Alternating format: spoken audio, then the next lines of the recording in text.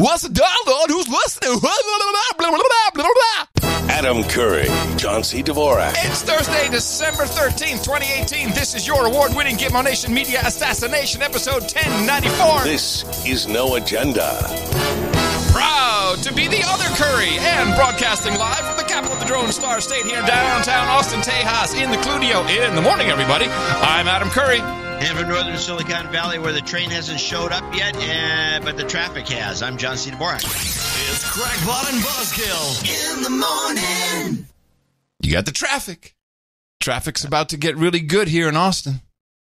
Oh, that's good news. No, it's very bad news.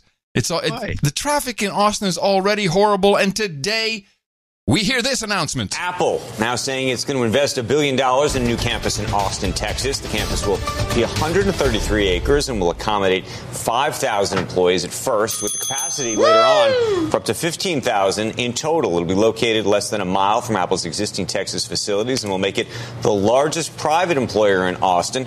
Apple says it will house a range of jobs in engineering, R&D operations, finance, sales, and customer support. The company also expanding its operations and adding more than 1,000 jobs in Seattle, San Diego, and Culver City, California as well. So it isn't an HQ2 Amazon style, but it's a big investment in Austin. Austin's already their biggest outpost outside of headquarters. I think they have something like 6,000 people there already. I'd spent some time with them, I remember, last year. Yeah. And Austin's just such a robust city when it comes to technology. It's pretty remarkable what's going on there. Oh, it's remarkable what's going on here. It's nothing to do with technology. This is the people part of the business. Get real, CNBC. This is payroll, accountants, content management, no technology. It's all the sales support. I know people who work here. You know, it's like the store support, so the support for the stores themselves who have a lot of issues. All of this stuff. This is people town. It's not exciting. Stay away. I think they put them in South Carolina or someplace where people are pleasant. Yeah, but the problem is we have such a sweet voice. We have such a fantastic tax structure in the state of Texas. Oh, yes, there you go. You see, this is why you put the people here. That's what it's about. Yeah, they don't have to pay personal income tax on the state level. It's great. Like California, it's like 10 plus percent, 10 to 13%. Yeah, it's fantastic. State tax. Mm-hmm. Mm-hmm. Yeah, and so where would you rather live if you're making a lot of money at Apple? Well, Northwest Austin, apparently. Yeah. I thought you said the traffic's going to get better. That's what I thought you said. Oh, no. It'll just get worse. No, this has got to be it's already a mess there. It's got to be the worst thing. It's going to become worse than anywhere. Yeah. The 405 will be looked at as, wow, this is cool. You can go so fast. I don't think we're in any danger of that happening. But dream on, California boy. It's not good. I'm not very happy with this development. We're moving out of downtown, that's for sure. Where are you going? Well, either we move really nearby, south of the river.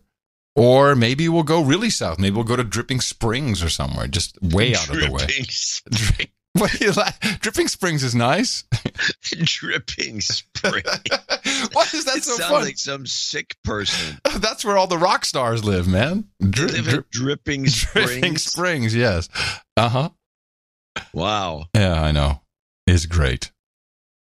Yeah, go down and move down there with them. Yeah, maybe. We'll see. Yeah, hey, Banger's Ball. Now, where does that come? Oh, because of all the old rock stars? No. Yeah. Oh, yeah. Hey, everybody. It's Adam Curry here in Dripping Springs. Yeah, that'll go over well. Dripping Springs. So there's a lot of things going on in the world, although you wouldn't know it if you watched American television news. No, we're pretty preoccupied with, Cohen. Cohen is going to jail for 3 years. And Trump's going to jail. Everyone's going to jail. Yeah, Trump's going to jail. He's going to be locked up. Going to lock him up. Yeah, exactly. Again, just completely unwatchable. The only thing that was watchable was and I liked it a lot, was the little show that Trump, Pelosi, and Schumer put on in the Oval Office. Was pretty entertaining. Everybody who went to it thought it was entertaining, and they said, I've never seen anything like it. Well, there you have it. I think that's the way it should always go. Yeah, everything should be new. No, everything should be out in the open. And and what was really shows you what a douchebag. I mean, Schumer's sitting there rocking like he's got Asperger's, and he barely looks at the president once in a while, and then he says stupid stuff that he thinks is funny. Pelosi repeats herself, and she's stammering, and she's upset about everything for no good reason, and he's goading the two of them. What I found interesting was how, at least on Twitter, which is kind of the only place I can still go and find some outrage, it was, the classic two sides. Everyone saw it in their own favorable light. The Trump fans, he wiped the floor with him. The Pelosi Schumer fans, he hit a brick wall. She showed him. It was completely open to interpretation, which I think is just one of the interesting things of our time.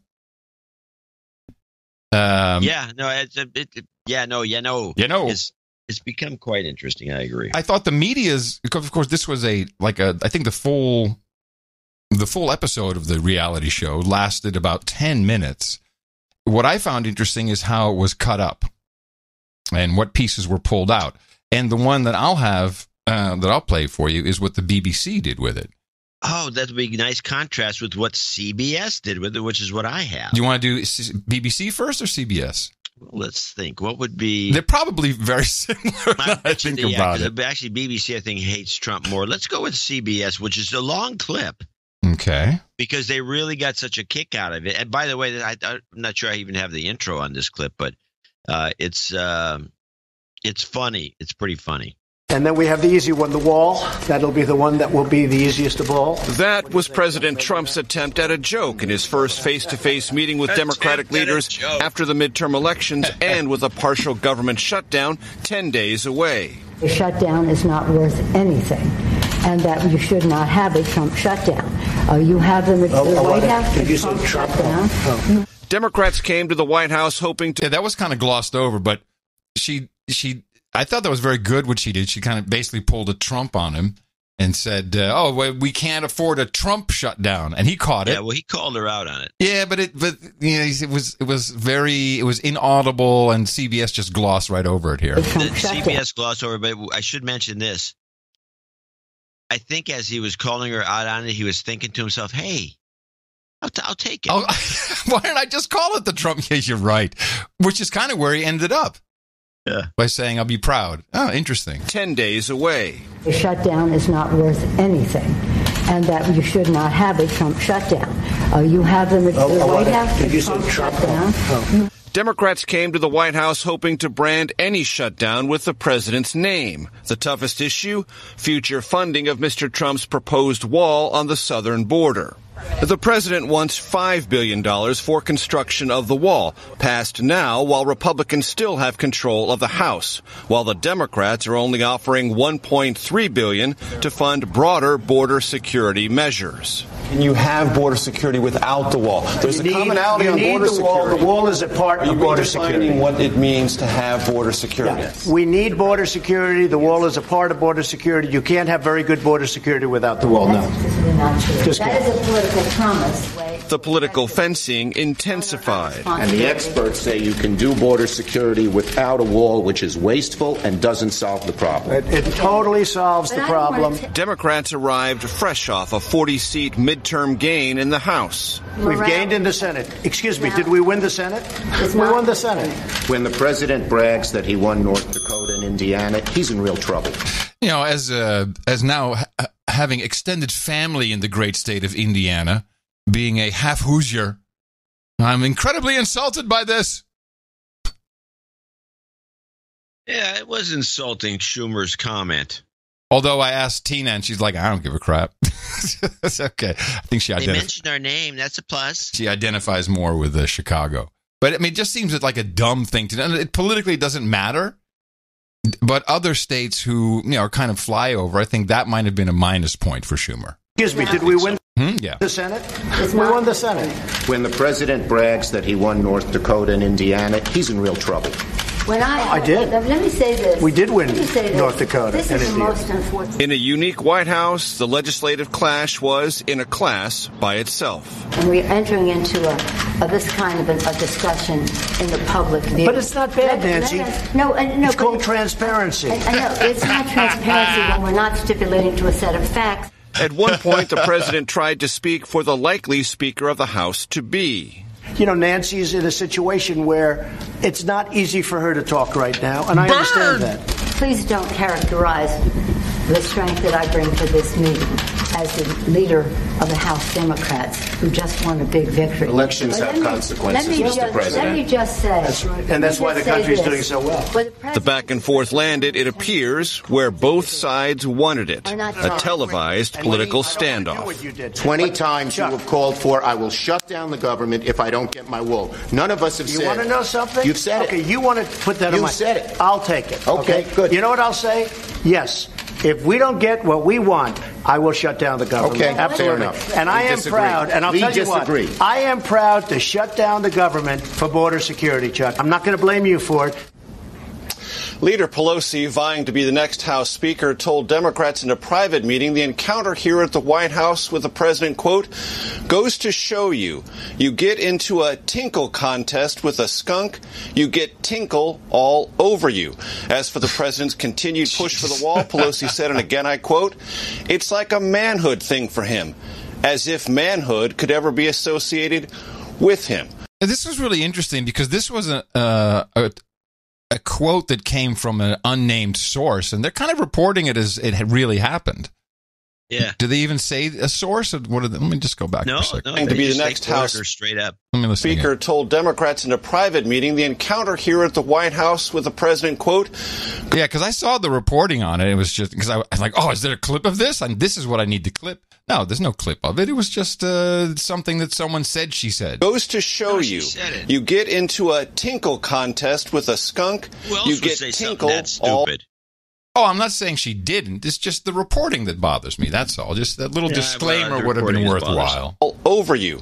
As for the president's continued push for the wall, Pelosi said, and again I quote, it's like a manhood thing for him, as if manhood could ever be associated with him. For his part, the president said border security and wall funding is common sense and a political winner, even if wrapped around a government shutdown. Jeff? Okay. Just remarkable. Major Garrett's right in the middle of all of it today. Thank you, Major. Oh, my goodness. Just remarkable. Well, I got the ISO of that for the end of the show because I think it would reflect on the show. Ooh, that's a good one. Let me listen. Just remarkable. Yeah, I also have one that I'll get to later. That's definitely a contender, for sure. Now let's go to the BBC. Significantly shorter, but you kind of get their slant on it. Pleasure. And, of course, we'll bring you more on that breaking news from Strasbourg when we have it. Now to American politics, where there was quite a scene at the White House today. Democratic leaders Nancy Pelosi and Chuck Schumer went to the Oval Office to talk funding for President Trump's border wall with Mexico. Mr. Trump has threatened to shut down the government if he doesn't get the money. And here's what happened as the cameras were rolling. Nancy, I do. And we need border security. Nancy, we need border security. You have called 20 times to shut down the government. You say, I want to shut down the government. We don't. When the president brags that he won North Dakota and Indiana, he's in real trouble. Please don't characterize the strength that I bring to this meeting. Elections have consequences, Mr. President. I am proud to shut down the government for border security, Chuck. Well, now. Well, you heard Chuck Schumer say there, elections have consequences. And if that scene is anything to go by, once Democrats control the House in January, it will be a bumpy ride. So Mr. Trump's hunt for a new chief of staff is... So there you go. Now, that was kind of lame. Well, what they did is just a whole bunch of context. No, they put a whole bunch of Pelosi and Schumer, clips, edited those all together, and then had him say, "Oh, I'm going to do the shutdown." So thanks, BBC. And of course, they should look in their own. Here's a question. Well, here's a question I have for that meeting with Pelosi and Schumer there. I mean, these guys are a couple. I mean, they go on with the tinkling and the guy's not a man and all the rest of it. But why doesn't one of the two of them? It's so simple.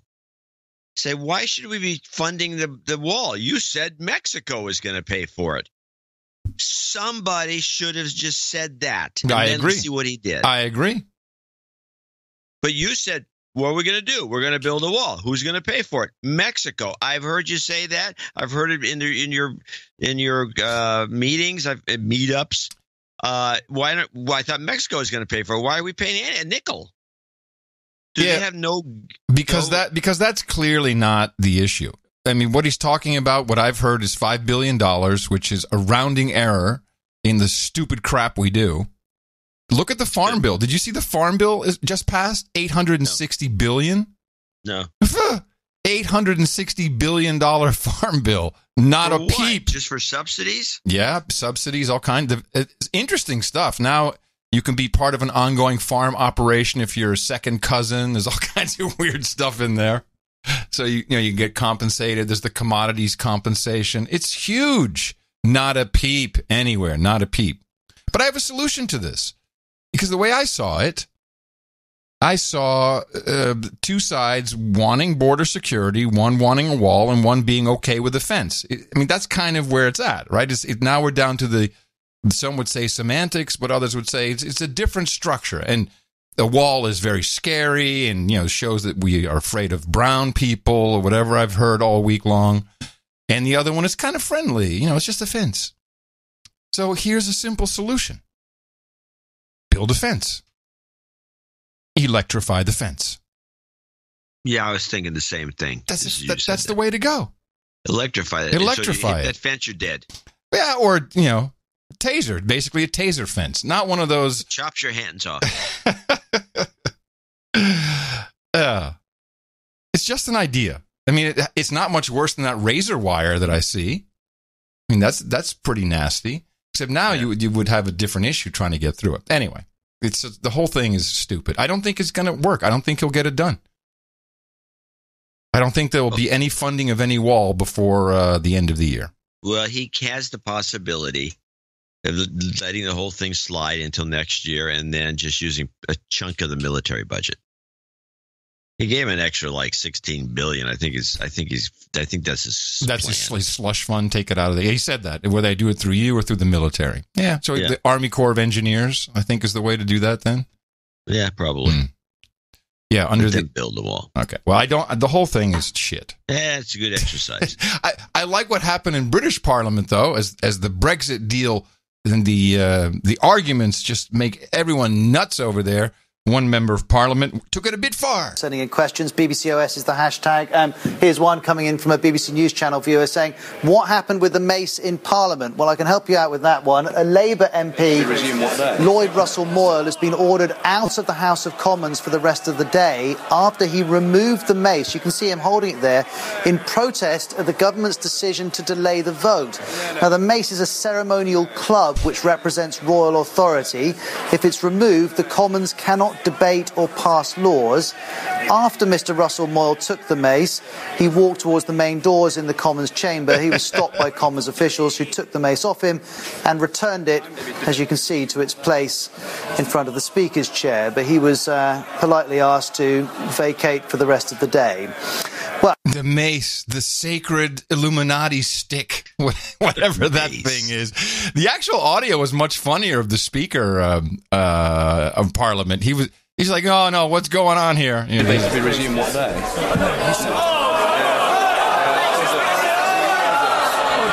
it back.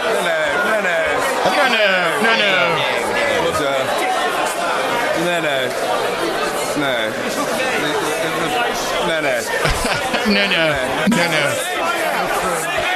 Order. Yeah, I'm grateful to thee. I just think the whole thing is funny. We should have more of that here. That's why I liked what Trump and Pelosi and Schumer did. I didn't know that mace had to be there, otherwise you can't do anything. Oh yeah, it has power. So of course the church and state and everything and the Queen, it's all separate. But the way it works is the royal family, the Queen is represented by the mace, and so that is her seal of approval that you can discuss. You can't even discuss without the mace present. That's but when they said. But when the Queen is in Parliament, then the mace is removed, so there can be no governing. So she can't interfere with anything. Something like that. It's interesting, these old traditions. It's just a damn stick. I thought it'd be a lot heavier too. Guy picked it up like it was just It's made of balsa wood. Maybe it's made of balsa wood. It's a replica. Oh man. All right, I got one more popular item, then we can drill into stuff. I'm actually a little surprised. Did you? I mean, you know that I'm a big sports fan, and obviously Steph Curry, my brother from another mother, went out on a limb and said he did not believe that we'd landed on the moon. Yeah, which makes 2 Currys out of thousands. I think maybe all the Currys. Pretty much all the Currys are now saying this. And then I think NASA said, "Oh, you don't believe that? Come over here. We'll show you our moon rocks." And but I got the biggest kick out of how far this was taken by my buddies over there at the PTI podcast, which I listen to all the time. You ever listen to PTI? The guys at PTI? PTI. Do you listen to PTI? I like PTI. I've always liked it. It stands for Pardon the Interruption. Yes. Something you probably don't know. Yes, I do. I can see it right here on the album art. Okay. I clipped this myself, I'll have you know. This is... Have you ever... Okay. I'm not going to go into this. Just go ahead and play your little game, ridiculing the sports fans out there who are more serious about things than you are, I'm guessing. Yesterday, we mentioned that Steph Curry did not believe that men had ever landed on the moon. I said I thought this had... By the way, if this is the club you want to hang out with the rest of the sports fans, I don't need to belong. ...to be a lighthearted homage to Kyrie Irving saying the earth was flat. But it appears Curry actually believes this. He said so on the Winging It podcast, hosted by fellow NBAers Vince Carter and Kent Bazemore. Wilbon, is questioning the moon landing a bad look for Steph Curry? It's a bad look for everybody, and it's not just Steph Curry. And I'm going to say this. Let me start by saying, if this is a joke, if they're just trolling people, because I believe Kyrie's doing that, I feel certain that he's doing that. And I think Steph's doing that. But let me just say the 3 people who have taken up this cause in the last 48 hours. Mark Spears of this network and this company, Steph Curry and Jalen Rose. These 3 people are my friends. I know them well. I'm with them. Their discussions all the time. I know their intellects. Don't do this. Don't come out and say, we saw these pictures are kind of grainy, they're black and white. Happened before I was born. Because does that mean you don't believe in slavery? Does that mean you don't believe in the Revolutionary War? Did it not happen because it didn't happen on your watch? Don't do this. So you guys are too smart. You're supposed to be. Are you saying Jalen Rose? Jalen, I listen to Jalen today. These are my guys. Rose? If you are as woke as you say, if you are as technologically savvy as you appear to be, don't do this. This is a Because you're saying, I don't believe in history. The hell with history, because it didn't happen while I was looking at my cell phone watch. It's a very small step to becoming a Holocaust denier or slavery denier. Don't do it. And so I'm going to look in the camera and say this, and I'm going to say this both to Steph Curry. It goes on and on. Racist, don't believe in slavery, Holocaust denier. This is fantastic. What's wrong with these sports people? That's pretty standard sports talk. Here's the ISO I pulled. Don't do this. Thought that was kind of nice, too. It's negative, though. Oh, I'm sorry. Mine's positive. Oh, okay. Right. We'll end the show on a high note. Yeah, as we always do. You got it. All right. I think let's see. You want to start somewhere specifically? Well, let's go to climate change if you want to. Okay, we'll take it right into the young kids with the Green New Deal. Hit me. What you got? Well, let's start off. First of all, there's the rage in the climate circles. Ooh. Is the climate girl, little 15-year-old who got involved with climate change when she was 9 because she's so knowledgeable about it. And so they, of course, all these Amy Goodman, everybody's picked up on this girl. Yeah. I'm not familiar with this. This is a meme that I've missed. This is, well, if you were the climate, if you were if you knew anything about climate change and you were a big believer, I would know all about her. Climate change, the climate change girl. So let's go with the intro, the Greta, the climate change girl. With a climate activist who says politicians here are not doing enough to turn back the clock and prevent catastrophic climate change. 15-year-old Greta Thunberg. She has made international headlines since launching a school strike against climate change in her home country of Sweden in September. She sat on the steps of the parliament in Stockholm every school day for 3 weeks leading up to the Swedish elections to demand that politicians take more radical action to stop global warming. After the election, she went back to school 4 days a week, but every Friday, Greta continues to sit outside the parliament building in protest. Her actions have inspired thousands of students across the globe to do the same. Greta Thunberg has Asperger's syndrome. She has focused with laser intensity on climate change since she was 9 years old. She brought her message directly to world leaders here in Katowice at the UN Climate Summit last week. This is Greta addressing UN Secretary General Antonio Guterres. See, I think this is a mistake, though. I think they're making a mistake with her. They need to get the people who are just about of voting age. They're the ones that are most effective. This is tugging on heartstrings that I don't think does it anymore. I'm not going to argue this. I think this whole thing is a joke, but I'm only going to play a piece of her little speech.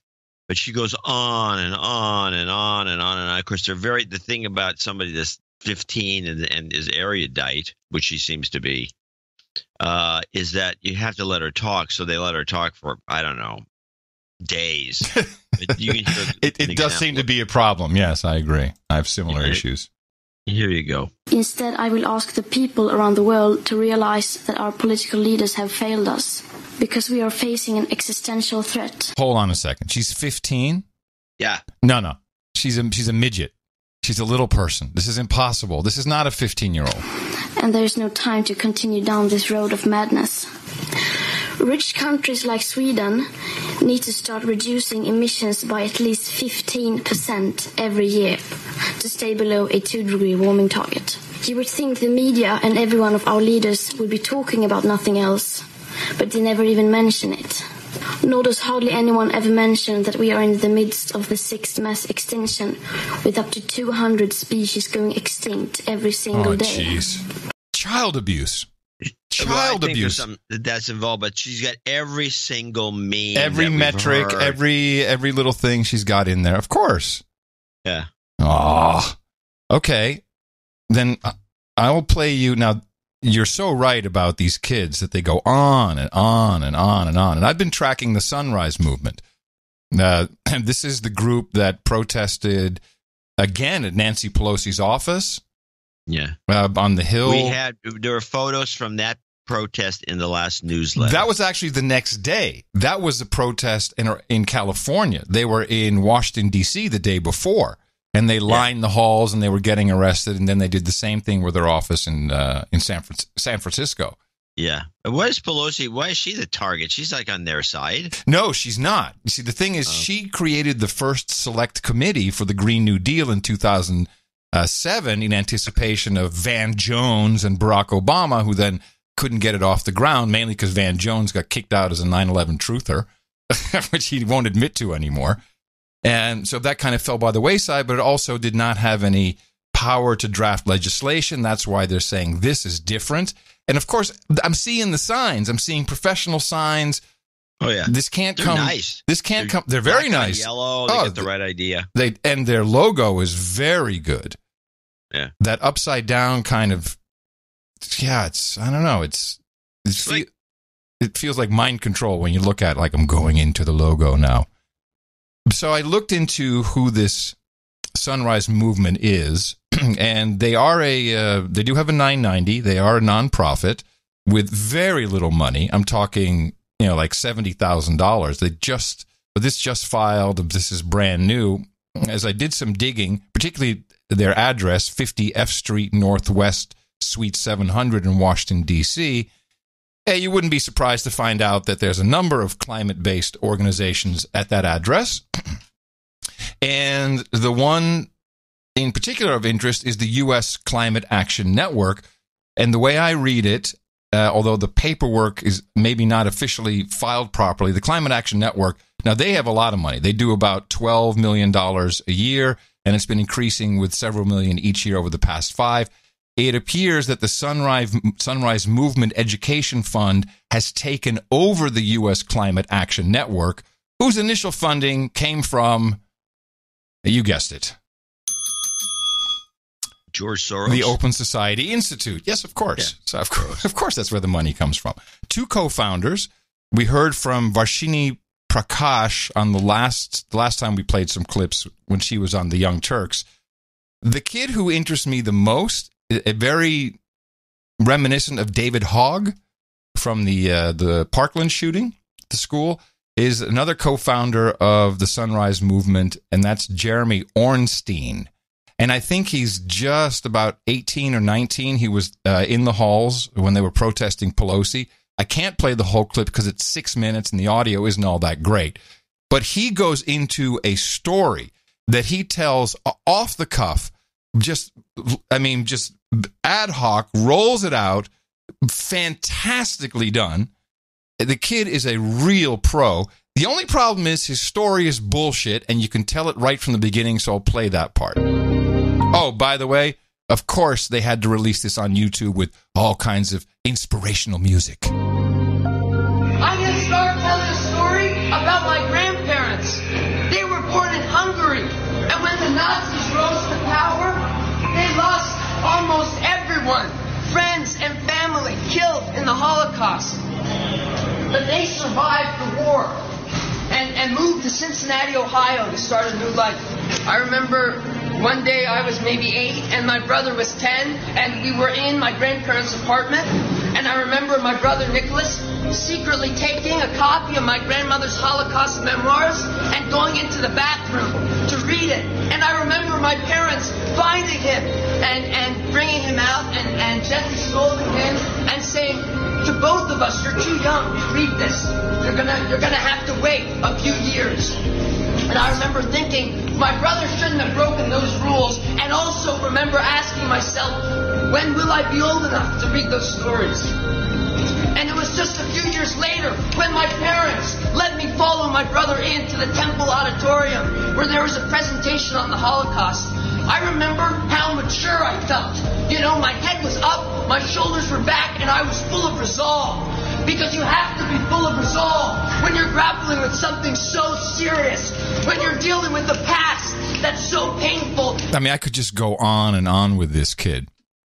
I mean, he wraps it up. He does. I mean, I'll just go to a piece a little further because he gets snaps and everything from the kids in the hallway. No applause, just snaps. Of course. How serious we were about fixing these problems, because we have endured bullets and storms and fires, because we have had to grow up one too many times. Speaker Pelosi, Democratic leadership, we are asking you to grow up. When will you confront? Woo! Actual applause. So I'm not so sure that his mom from, where was she from? Hungary. I'm not so sure she wrote her notes in English that his brother could find when he was 8 years old. Maybe she wrote it in English. Doubtful. No, that story sounds like a crock. Which it could be. It could be that her mother wrote a book. That's also possible. I thought it was grandmother. Grandmother. Yeah, grandmother. Yeah, it could be that she wrote a book. I don't know. But this kid is good. Ornstein is his name. Oh, look at this. Anna Ornstein. Professor Emerita of Child Psychology. Oh, okay. And she writes about the Holocaust. Maybe that's her. Yeah, maybe it's the book they're talking about. Yeah, well, maybe she psychologized her grandson. But, man, this kid, watch out for this kid. If they get a hold of him, he'll be everywhere. He's a bit unhinged in style. I'm not. Oh, I said just like David Hogg. He'll go, and he'll burn out. When's the last time you heard his name? That's what I'm saying. He'll go, he'll burn out. I'm just pointing it out. Trudeau in the big. Wait a minute, let's back off here. I'm still in the Green New Deal. Okay, but before you leave this kid, I don't understand how they're associating the Holocaust with climate change. Don't you think that's something of a bit or No, John, no. Because if you listen to the whole thing, and I played a little bit of it there, these kids are growing up believing that the world is on fire, it's on flood, it's on earthquake, it's on everything. They're all going to die. Their schools are being shot up, also climate change. They're traumatized. They're traumatized. Yes. He equates this to the Holocaust, where kids were also being killed. Who has traumatized these kids? Not us. No. No, I know. But this is what you get when the child abuse is complete. These kids are very serious. I don't know if they'll be taken seriously by the Democrats, who they seem to be wanting to partner with. But yeah, this they really believe it. It's sad. I find this incredibly sad. Now Trudeau. He was interviewed CBC, and he was interviewed about the carbon tax, which is just like in France, although the riots haven't started yet, is quite an issue with the provinces. They want to have none of it. You've got 4 provinces who have not complied with the carbon tax. Now you're imposing it on them. Is it harder to sell the carbon tax when you have premiers saying that it is the wrong thing to do? I think the fact that there are a bunch of conservatives out there who have decided that pollution should be free is not that difficult to counter. We're putting... You gotta love the pollution meme, don't you? It's now just pollution. A price on pollution because we want less pollution. On pollution. And the fact that conservatives in this country don't want to move forward on either fighting climate change or helping people ensure that we can get the good jobs in the future is a conversation I'm willing to have anytime. What we're doing with the Climate Action Incentive is making sure that a family that will have extra costs because of putting a price on pollution will be more than equivalently compensated for it. And what is your hope in terms of how those people change their behavior? And do you have a sense of how quickly that would happen? Well, I think we know that when you put a price on something you don't want, like pollution, well, we're putting a price on pollution, right? Could he say price on pollution one more time just so we know it's pollution? We're making sure. Well, actually, the money is going straight back to the jurisdiction. This isn't going into federal coffers. This isn't something we're going to spend on something else. We're actually giving that money back to citizens in the province in which it was raised, because we know that if you make pollution free, people are going to give out more of it. We say no. If you want to pollute, there should be a cost associated.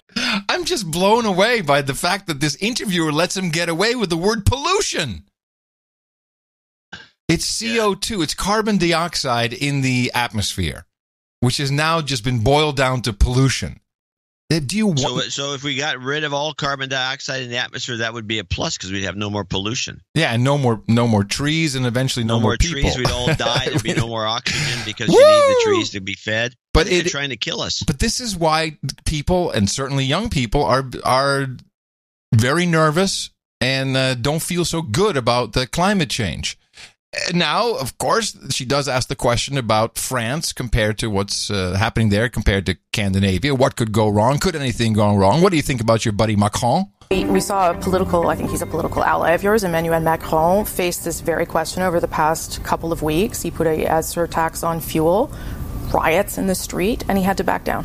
What lesson did you learn from watching that? Well, he didn't ensure that the second part of it, you put a price on pollution because we want less pollution, but you also make sure that ordinary Canadians are going to be able to to afford this transition towards a lower carbon economy. So it's the rebate that makes the difference. The rebate, the support for families, and making sure that we are supporting families through this transition time is a fundamental responsibility for every government. And yet, the United Nations says that most of the large emitting countries, including Canada, are not on track to meet Paris targets. They are calling for more urgency.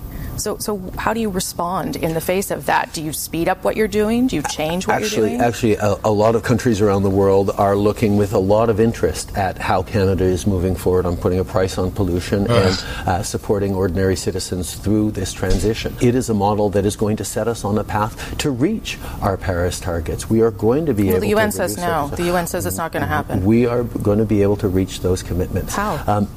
by having a price on pollution. People will look for ways to innovate to pollute less that will effectively reduce our climate change emissions and improve outcomes. So you will reach the Paris? We're going to reach our Paris targets. Yes. What could possibly go wrong? Wow. We need more donations from the Canadians. Yes. Let me see. So just following up on that, Yellow Jackets, before the shooting in Strasbourg, which is still a part of France, there were all kinds of reports about the police using incapacitating liquid on the protesters. As a secret weapon, they say. Where was this? Well, this is published in Marianne, in the French publication. Mm. Yeah, Yellow Vest, Saturday in Paris, police had a secret weapon. And they only used it as last resort, a supply of incapacitating liquid. Well, you put it in one of those water cannons? I don't know. How would you do it? How would you get it? I mean, this like mace is an incapacitating liquid. So maybe that's what they're talking about. But here, following the publication of our article, the National Gendarmerie wished to specify the device of which we report existence to as a liquid. Oh, it's a powder. Ah, it's a powder. We got to find out one of our. Well, it's probably one of those like a tear gas. Probably, yeah, tear gas like product. Not fun, most likely. Well, my last global warming thing is the Arctic Warming Report, which is on Democracy Now! Scientists have issued a new warning on Arctic warming. A report released this week finds the Arctic has been warmer over the last 5 years than at any time since 1900, the year record-keeping began. The region is warming at twice the rate of the rest of the planet. So you'd think that if you're going to be making all these prognostications about the next few hundred years, that you would go back further than 1900. You'd think there might be something there that she wasn't mentioning. Is that what you're saying? Yeah. Thinking that. You think, huh? Yeah. At one point, Greenland was green. Green, yeah. That's why it's called Greenland. But, well, that's not the way they play it in school. No. They've had... but the problem is, of course, underneath all that snow, there's evidence that it was like a wooded, area. Very problematic. The way they played it in school when I was a kid was Leif Erikson's escaping, as the last of the Vikings trying to get out of Norway or that whole Nordic area because the hammer was brought down on these guys because they were bad actors, and they were chasing them down. So they went to They told everybody they're the ones who named it Greenland, and then Iceland was named because it was actually kind of green. And it was to be the sucker. Really? Is that the way it's taught? That's the kind of bull crap that I was taught. It was to sucker the dummies from the Nordic countries to chasing Leif Erikson because he's obviously not going to go to Iceland because it's ice. It was a distraction. Go to Greenland. It was a misdirection. Green, yeah, misdirection. Early example of misdirection. That's great. And so those Vikings, man. So I'm thinking, well, maybe. I didn't know that. That's pretty good. Yeah, it's very funny. For some reason, that stuck with me along with the one, and it was when you're a little kid. Any little kid will do this when they first look at the globe. Mm-hmm. They will look at South America and Africa, and you look at it and you go, "Hey, those two pieces fit together." Yes. Oh, you can't say that. Before the International Geophysical Year, where they determined there's a thing called plate tectonics, which were moving these areas apart, it was always, no, it's just a coincidence. Don't even say something like that. It was a coincidence that they looked like they were hooked together. So this is all bull crap we're fed. So we're supposed to now believe the global warming aspect. That reminds me, when I entered the Dutch schooling system, I was going to the International School of Amsterdam for 3 years after we moved there. I moved there when I was 7. And just to give you the full context of the story, we had a week off from the ISA, International School of Amsterdam, And my parents sat me and my sisters down Sunday evening. Guess what you guys are going to do tomorrow? We're like, wow, what are we going to do? You're going to Dutch school. Like, what? And I actually really spoke just a few words of Dutch. So entered Dutch school, 5th grade, and within, I think, like 2 or 3 months into the school year, the teacher, he says, "Oh, here's a question that our American students." Now, this is a time when Americans were not very loved in Europe. Texas Instruments was coming over, and I walk on the street, they know who I was, and the kids would be like, "You crazy American shit, go fuck yourself." I mean, that's what I would get as a 5th grader. And then the teacher says, "All right, here's one. How many states does the United States of America have?" And my hand goes up. Of course, I said 50 states. He said, "No, it's 52. You forgot Alaska and Hawaii." I said, "No, it was 48." And then what? No. You don't even know this? And he just was berating me. And so I was already messed up. And then I remember calling the American Embassy and recording it on, one of those little cassette recorders, taking it into school. And even that was, well, she was referencing an old Encyclopedia Britannica. I could not get them to just admit that he was wrong. Yeah, there's elements of this in the educational system, and it's really pathetic. Oh.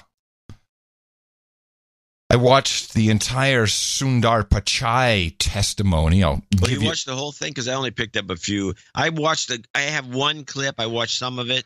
I have what I thought was a good clip, but you probably have it. Let's play. I got a couple clips, very short ones. I just thought this was good because it played right into the $100,000, apparently not even that much, $50,000 that was spent by the Russians on Facebook to swing the election. Here's the amount that apparently Google picked up. This is Nadler, who's the number one Trump hater, who's already discussed putting Trump in jail.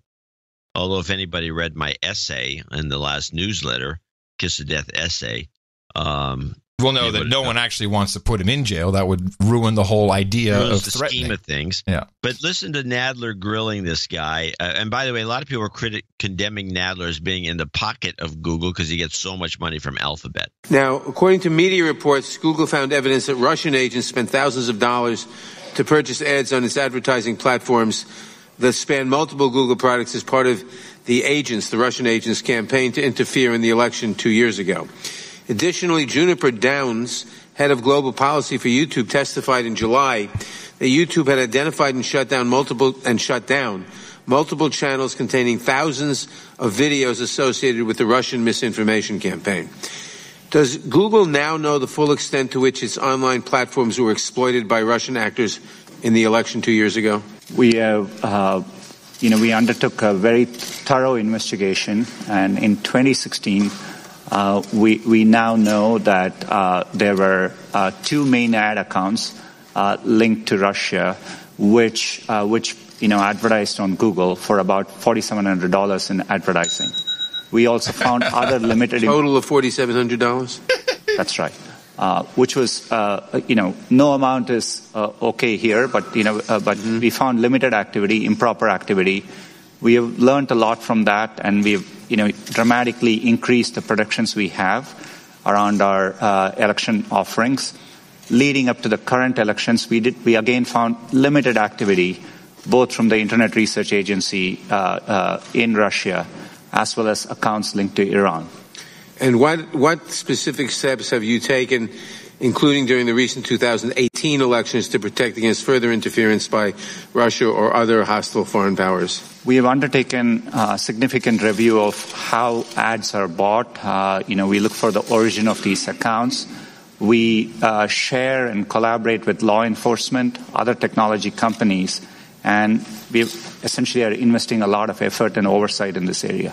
And looking ahead to the next Congress, I assume we can have your assurances that Google will work with this committee as we examine the issue of how to better secure our elections from future foreign interference? Congressman, protecting our elections is foundational to our democracy, and you have my full commitment that we'll do that. Yeah, blah, blah. Let me tell you. $4,700. Please. Big deal. But I watched this whole thing, and It is so embarrassing. Even the people who had a bit of a clue really display their ignorance and just how idiotically stupid they are, if not because they really don't understand how the series of tubes works, because they don't have the wherewithal to ask someone to make sure they don't look like blithering morons, which they do. You can't take it seriously. I mean, there's stuff in there like, well, if I'm here and I move over there, does Google know? You know, like, well, unless you leave it so wide open for Pichard to go, well, I don't know. It depends on your phone, depends on what apps you have installed. I mean, there was just nothing really substantial. Well, there's one small thing that came out that may be important, but it started off with pontificating. Is Lofgren, well, let's talk about search and how search works. I think it's important to talk about how search works. Right now, if you Google the word idiot under images, a picture of Donald Trump comes up. Biased! I just did that. Biased, I tell you. How would that happen? How does search work so that would occur? We provide search today for any time you type in a keyword. We, as Google, we've gone out and crawled and stored copies of billions of web pages. He says stored, but it almost sounds like stoled, and I just want to believe that's what he's thinking in his mind. I stole all that. In our index, and we take the keyword and match it against web pages and rank them based on over 200 signals. Things like relevance, freshness, popularity, how other people are using it. And based on that, at any given time, we try to rank and find the best results for that query. And then we evaluate them with external raters to make sure that, and they evaluate it to objective guidelines. And that's how we make sure the process is working. So it's not some little man sitting behind the curtain figuring out what we're going to show the user. It's basically a compilation of what users are generating and trying to sort through that information. I think she's on the payroll, too. Yeah. Don't worry, it's not some little man who's putting, he conveniently omits the idea that the search results are also tailored to you as an individual, and moreover, your location. Someone was talking about that, and I did the experiment yesterday. We do a search query, and then you actually do it with 2 different browsers just to make it kind of fair. And then flip on the VPN, do the exact same search query from California, and you get very different results. Try gun control as an example. It's very different. My favorite thing is whatever VPN area you're coming from. It changes the language. Apparently a woman in Vancouver who wants to meet me, and she's also in Berkeley. No way. The same woman. Is she hot? Yeah. I can't believe this. What are the chances? Onward. Number 2. This, I think, is something where Google can get caught up. And this is Good Latte. What's his name? Goodlat? You spell it good latte. He's a good latte. So Good Latte, who I think is the chairman, he has asked a question about the advertising rates for politicians. And what you have to know is that I think it's law. Correct me if I'm wrong. When you buy television media for a political campaign, the seller, I believe, is obligated to give you the cheapest rate and the same cheap rate that everybody else gets. Are you familiar with this? I'm not familiar with it being law, but it would make sense. Could 2 competing political candidates targeting the same audience see different ad rates? And if yes, could that disparity be substantial? There wouldn't be a difference based on, any political reasons unless there are keywords which are of particular interest and the market determines it. So it's essentially a supply-demand equilibrium. It can lead to difference in rates, but it will vary from time to time. Can those rates be very substantial in difference? There could be occasions where, yes, there could be difference in rates. Yeah, I haven't looked at the specifics of it. Yes. But it's decided by the system, and it's a process we have done for over 20 years. And let me assure you, anything to do with our civic process, we make sure we do so in a nonpartisan way, and it's really important for us. Yeah, I think he's going to run into some headwinds there because they're all going to say, well, wait a minute, how do you determine the price for this campaign or my campaign? And these people are so clueless in Congress. Because, of course, it's very difficult to get that ad rate the same as television because it's apples and oranges. But I think they're going to make an issue about that. Now, China, the question about China was, of course, asked by our own Sheila Jackson Lee. And as you know, she's representative for Houston, has a great relationship with China, is always talking up China, and oh yeah, with the port, and we love China, goes to China, goes on special little trips to junkets. Make sure our bond of friendship and cooperation with China is strong. She loves China. So she's the one to ask about China. I am concerned that you are now going back into China and upholding the Dragonfly procedures, which would help censor Chinese persons seeking a lifeline of democracy and freedom. Congressman, at the outset, right now we have no plans to... I liked how he said congressman to everybody, including the congresswomen. I don't know if that was on purpose, but he kept doing it. Democracy and freedom. Congressman, at the outset, right now we have no plans to launch in China. We don't have a search product there. Our core mission is to provide users access to information, and getting access to information is an important human right. So we are always compelled across the world to try hard to provide that information. I'm committed to being fully transparent, including with policymakers, to the extent we ever develop plans to do that. No, sounds like she asked the right question. He gave the right answer. Nothing going on in China. Access to information is a human right? Yes, of course it's a human right, John. Which is how I'd like to get some information right now. What would you like? I can give it to you. No, I'm going to start working. I'm going to make a list. Oh, okay. It's your human right to do so.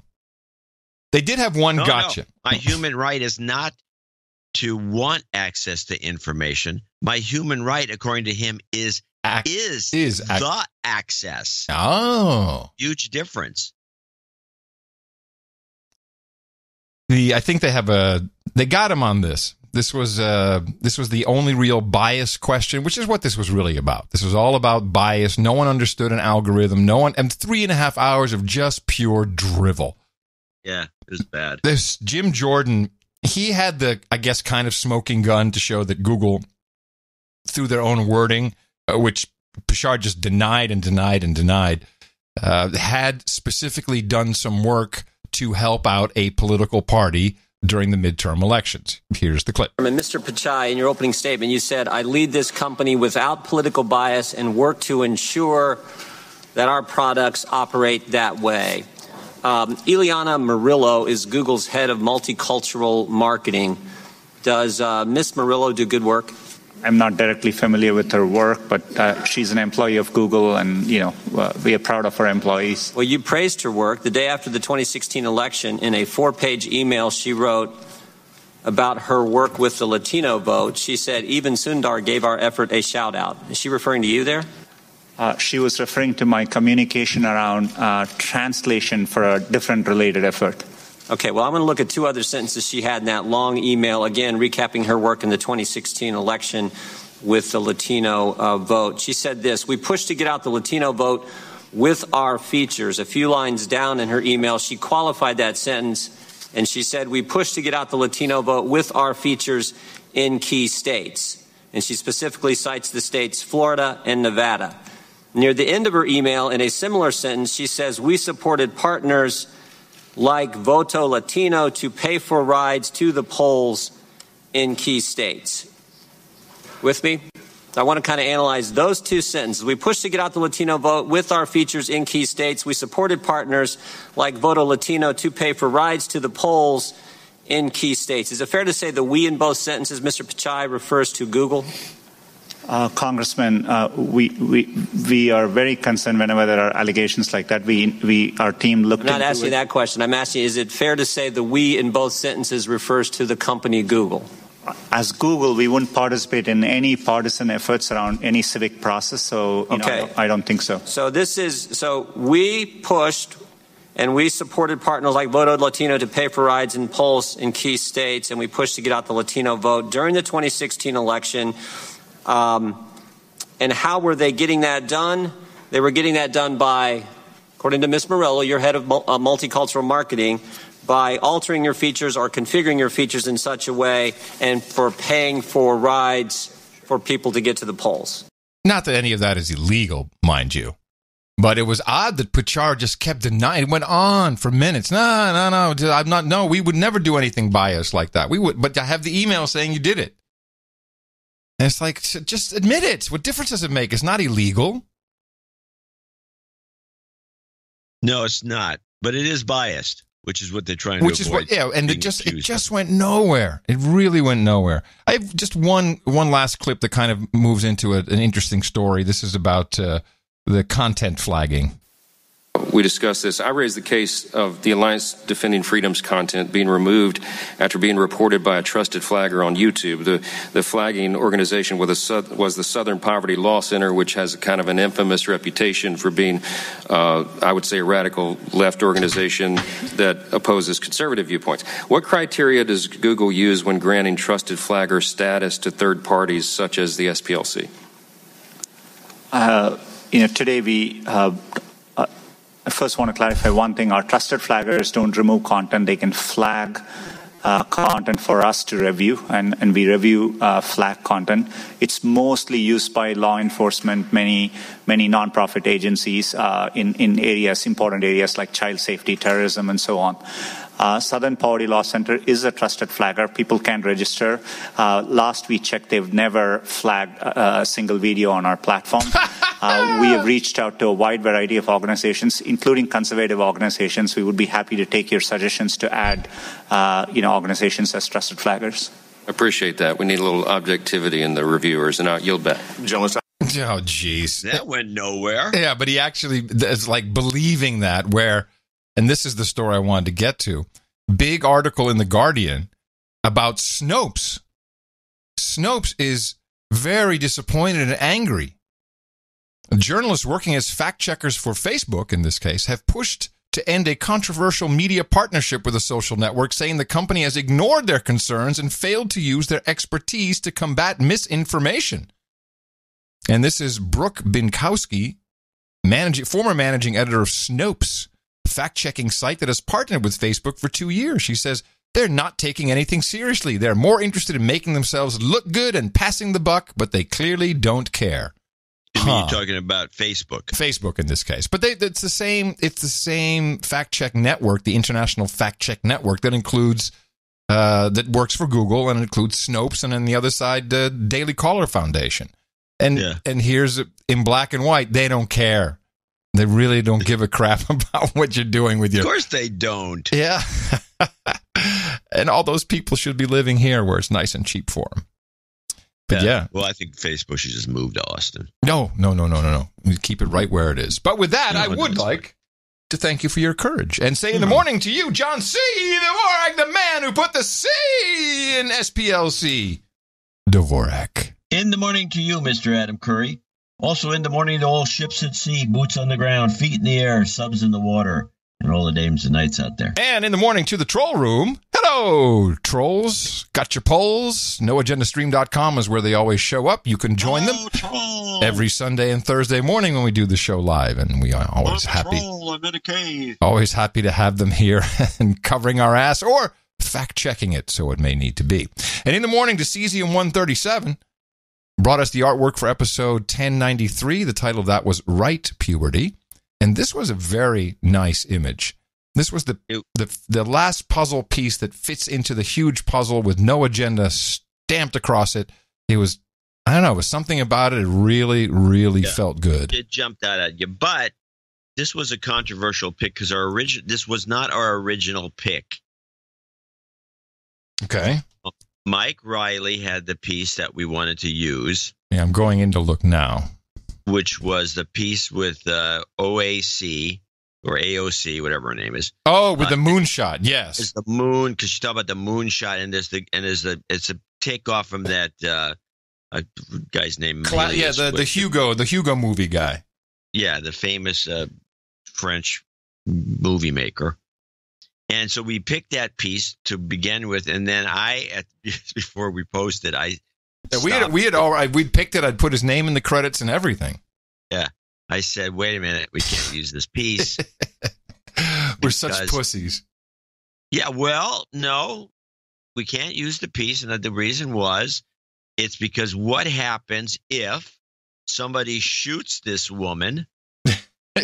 She had the bullet with the. There's the rocket ship. The rocket was in her eye. Bullet, it was in her eye. It did look like a bullet. It looks like a bullet. Yeah. And so then all of a sudden we're the bad guys.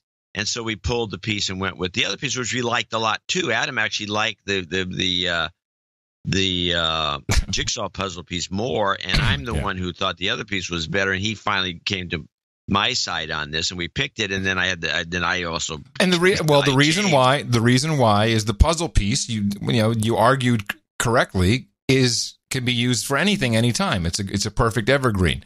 AOC, we might be able to use it, but there was something about the moon, and it made sense for the episode. Yes, but but once we determined that it was not acceptable because of the bullet, that was the end of it. It won't be an evergreen either, but you can go there, go to the website and check it out.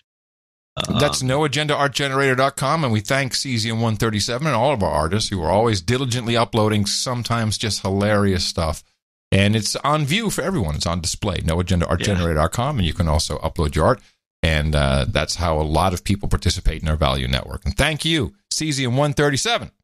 Yes. Now, you had a newsletter fail, as you said. This year was a disaster for some of these newsletters. This one, I got a lot of notes from people saying that, I never got the thing. I think I read a couple of these. From Alexander, it says, for your information, never made my mailbox. And that's a first. Most of all the previous problematic newsletters did arrive. So he didn't get it. A number of people didn't get it. He says, hi, John, I haven't received my newsletter earlier today. I've only received this mail from that. In other words, the text message I sent. Right. In the last few weeks, I know you've been commenting on the newsletters not getting through. I have received all of those, but have not received this one. Now, some people finally dug around and they found it in the promotions box. And it was nice. It was an essay, which you and I always laugh about. So whenever you write down and sit down and write an essay, it usually results in much lower donations. Yes, the donations go way down. And are you now considering still doing them? Because you kind of said in your follow-up that it appears I'm not going to do them anymore. What's the point if we get, everybody hates them? Well, here's what I wanted to jump in on. You said it appears the audience, that would be our producers who receive the newsletter, actually just want animated GIFs. They love the animated GIFs. Do you think that this is the way we should go? I mean, is there animated? I mean, I know the answer to this because we always take the low road when we can. The low road always works. The low road always works. It's just so sad when people say, give us a newsletter with some content, and you do it, and it just, Anyway. Yes, this is what the problem is. It's because people really just want animated GIFs. That's the bottom line, and we're being honest with you. This is what you respond to.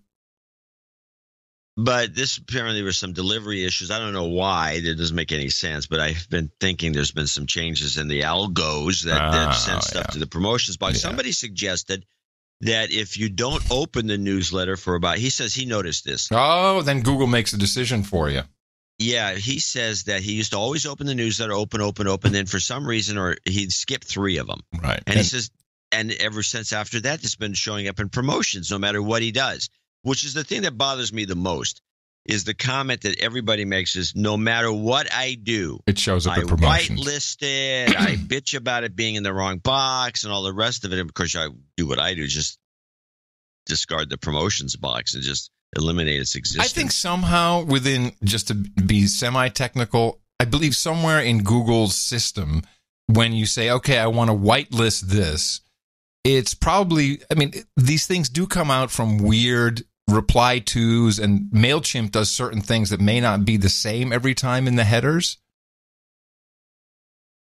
I think MailChimp is partly to blame for some of this. I don't know that they're doing enough. I mean, I bitched about this a few weeks ago, similar situation. And I got a note from MailChimp, and they said this bull crap, and they're not taking Pretty any soon, be, hey, responsibility. shut up, Dvorak, or you want to be deplatformed? Yeah, I'm not worried about that, but it's just that I wonder how much of the system itself, because other people have looked into it. And MailChimp comes in with some very weird headers, and all the this is a problem. I don't know how Google can rationalize this, but every link in a newsletter like this actually goes through MailChimp. Oh, so when I link to the PayPal account, it's actually going through MailChimp, MailChimp as a pass-through. link. You know how that works.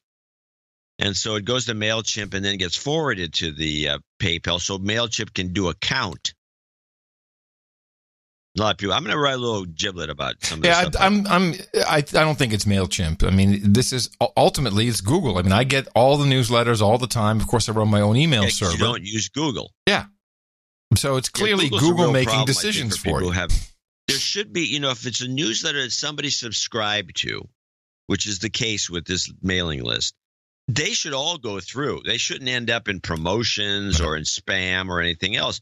If Google was doing its job, I think they do a very piss poor job with their email. No, they're doing exactly what they want to do. If you don't want to be, this promotions tab is also very interesting. You get into the promotions tab, you can also pay to be at the top of the promotions tab. It's an advertiser spot now in Gmail. Oh, yeah. Why people continue to be on Gmail is beyond me. Anyway, let's thank some people who kindly came in and supported. We sent a note out saying, hey, we had a fail. And so everybody, a lot of people that normally wait for that, they seem to wait for the second note. Hey, man, where's my GIFs? Oh, shit. And then where's my GIFs? And so then they contribute, which I find to be, it's fine. I like it because at least it shows that our people are still following the show and they like the show, and so they will contribute. So we have a large list of executive producers today, up from one. Well, so it worked. Your evil plan worked, Dvorak. Good work. Well, it actually is up from probably two, because we have one that came in through the mail, which was, of course, Sir Onimus of Dogpatch and Lower Slobovia. Yes, he's back. How is he doing? Well, he gave us $1,077, so he's doing well. Holy moly! But Goat's His note is very short, 2 paragraphs. Oh, that's and not I don't typical. like it. Uh-oh. Because here it goes. Keeping up with this world is difficult, so even when I'm a day or two behind, you two keep me in front and often are from the future. Thank you. I hope to have some insight when I finally stop traveling, but as of now, my observation is rose-colored glasses are about to get a punch in the nose. I smell real shit around the corner. And not just in John and Adam's poop capitals. Hey. We don't have the poop. Well, actually, we're starting here, but yes. Happy Hanukkah to all. NJNK. Wow. So I'm thinking he's probably thinking there's crap going down the Middle East. Or somewhere. But something's up. He did say he would tell us. The shortest letter he's ever sent without a bunch of why you should be donating to the show. There's none of that in here. It's just that he just thinks that something bad's going to happen. Whether it could be economic, it could be Middle East. He travels a lot, and he goes to the Middle East a lot. Yeah. And well, this is very concerning. Now, is there something about the number, the 1077? Is there something we should be reading into that? I would think maybe. There's got to be some code that we're not seeing. It's not our show number, so it's not 1094. Damn. This guy is such a puzzle. I think he's one of the only producers we really, really know, executive producers we really know nothing about. No, but we have a lot of indicators and hints. Yeah. Well, and he does travel a lot. Why he's traveling so much, we don't know that.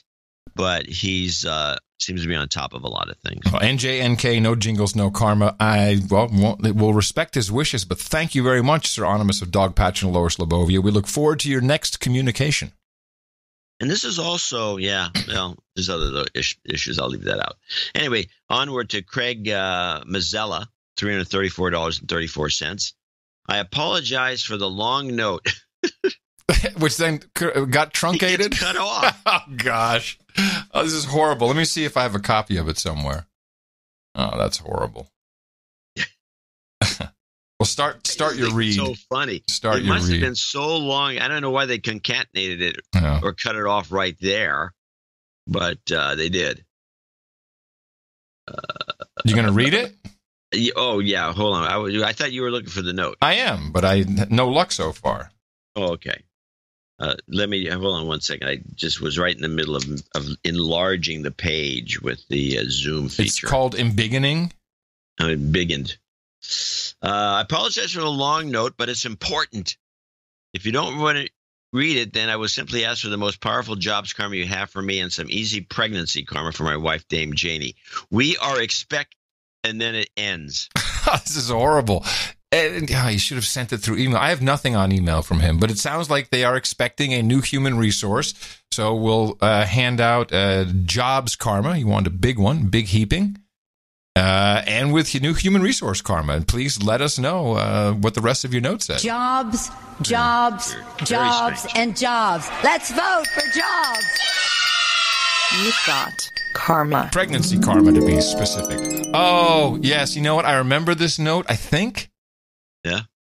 Was this, and his wife is continuously ill?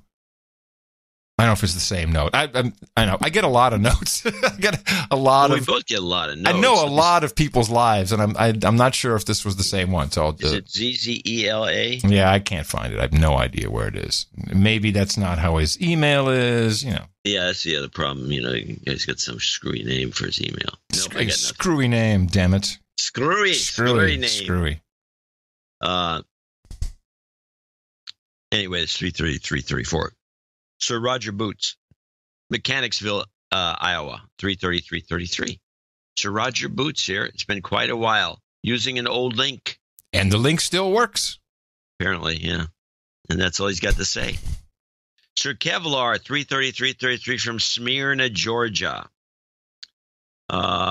He says, ITM, could I have an Obama, you might die, 2 to the head, and an oh my God, amazing, please. Yeah, we can do it. 2 to the head, and You might die. No, you might die first. Yeah, I got that. OMG, was it amazing? Yes. Okay, here we go. And a karma as well? Yeah, sure. You might die. You've got karma. Good combo. Yeah, nice. Kevlar sent me a separate note, right after I sent the text email out. Yeah. Bitching.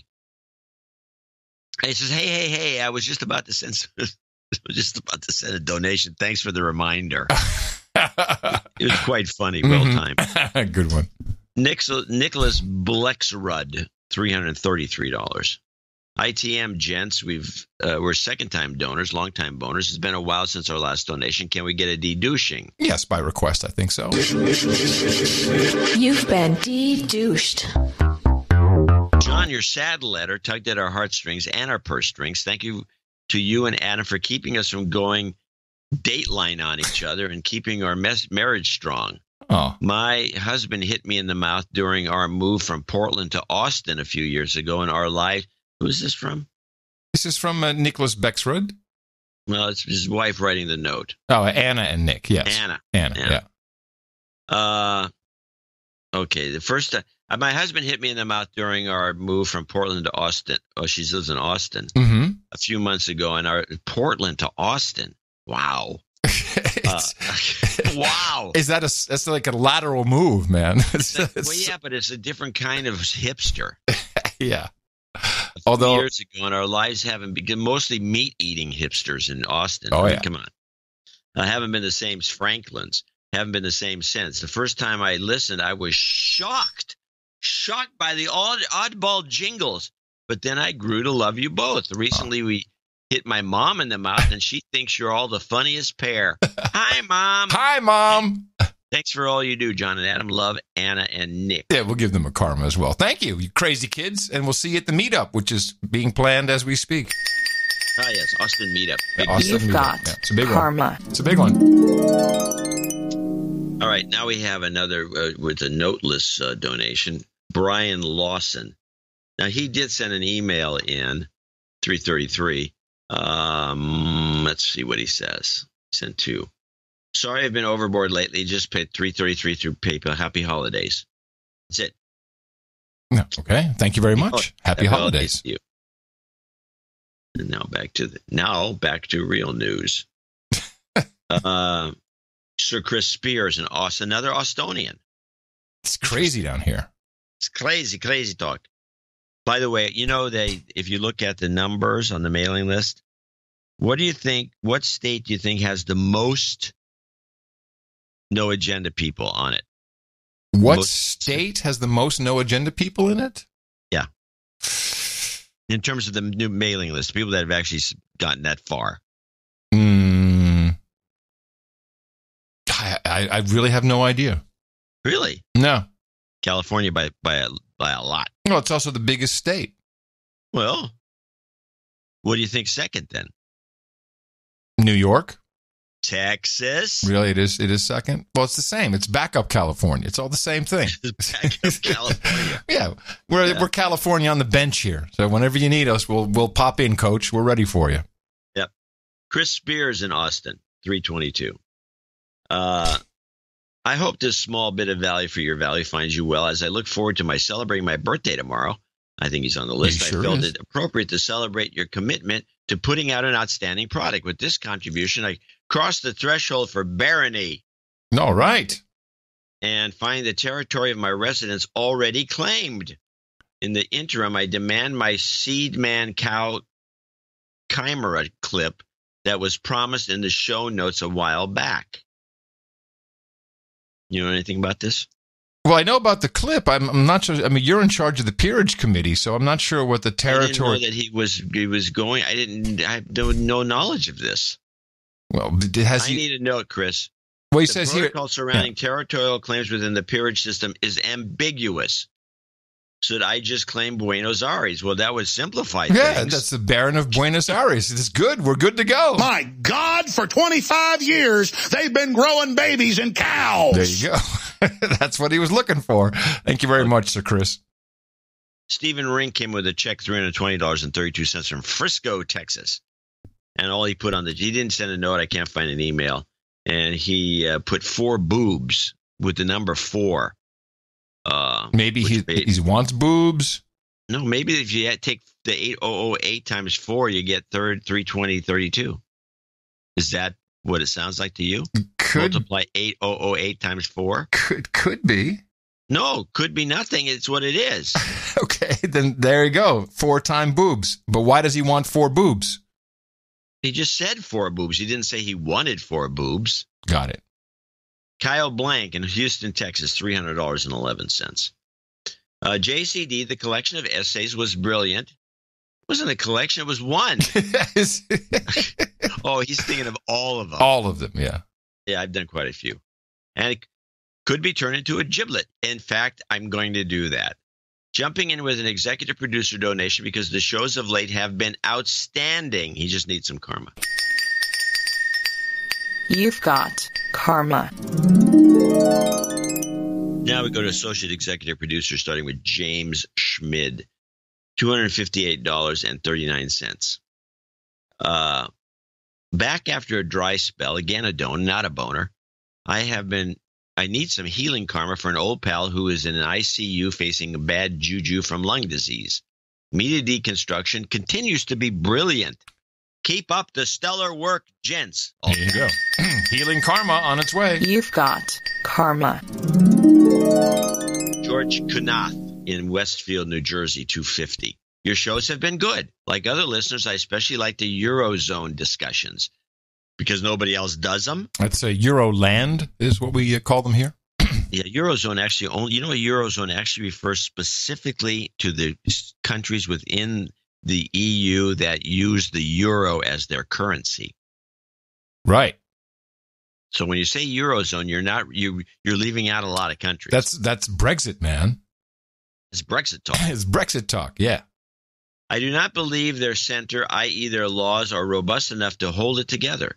You provide deconstruction in the news that forces one to think and to listen closely. I'm the oldest of the Knuth clan, or the Kunath clan, and that has many fans and a few contributors. My nephew, Colin, who is knighted, is recovering from brain surgery as well as can be expected. He has gone back to work full-time and continues to regain his strength. Thanks, George M. Kunath, pronounced Kuneth, similar to Namath. Kuneth, which I think I've been pronouncing correctly. But let's give his give it a little some karma. Some karma for sure. You've got karma. Sir Cal. Lavender Blossoms. $1.32. The official hemp dealer of the show. Or CBD, I should say. CBD dealer of the show. Yeah.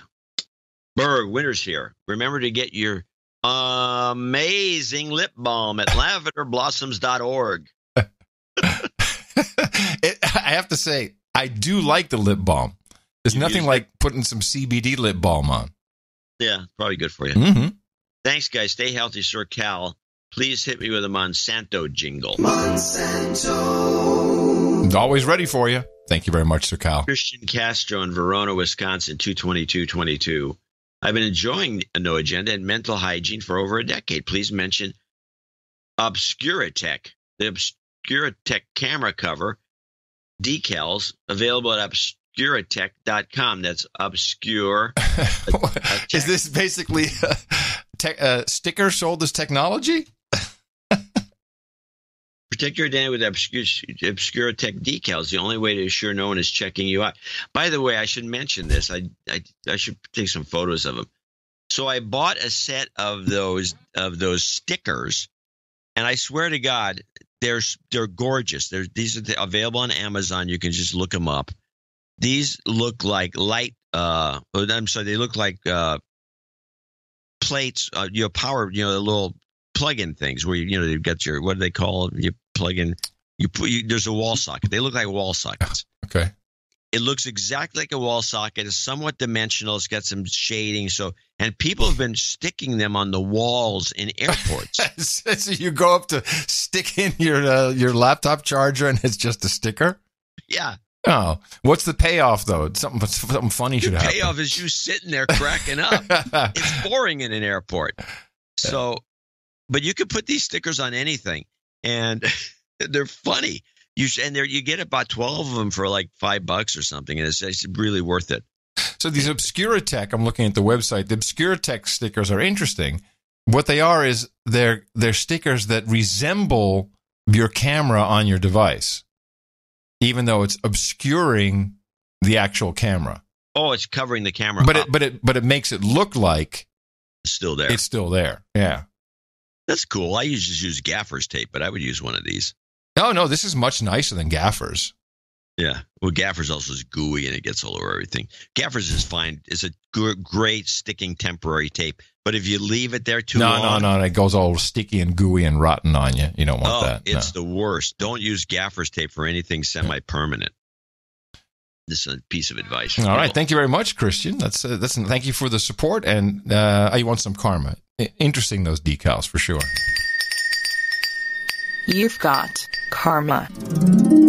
Mark Jasper in Alhambra, California, 220. Omega Project wishes all. May you be well, may you be happy, and may you find peace. Thank you very much. Andrew Brewer in Winston-Salem, North Carolina, $200.02.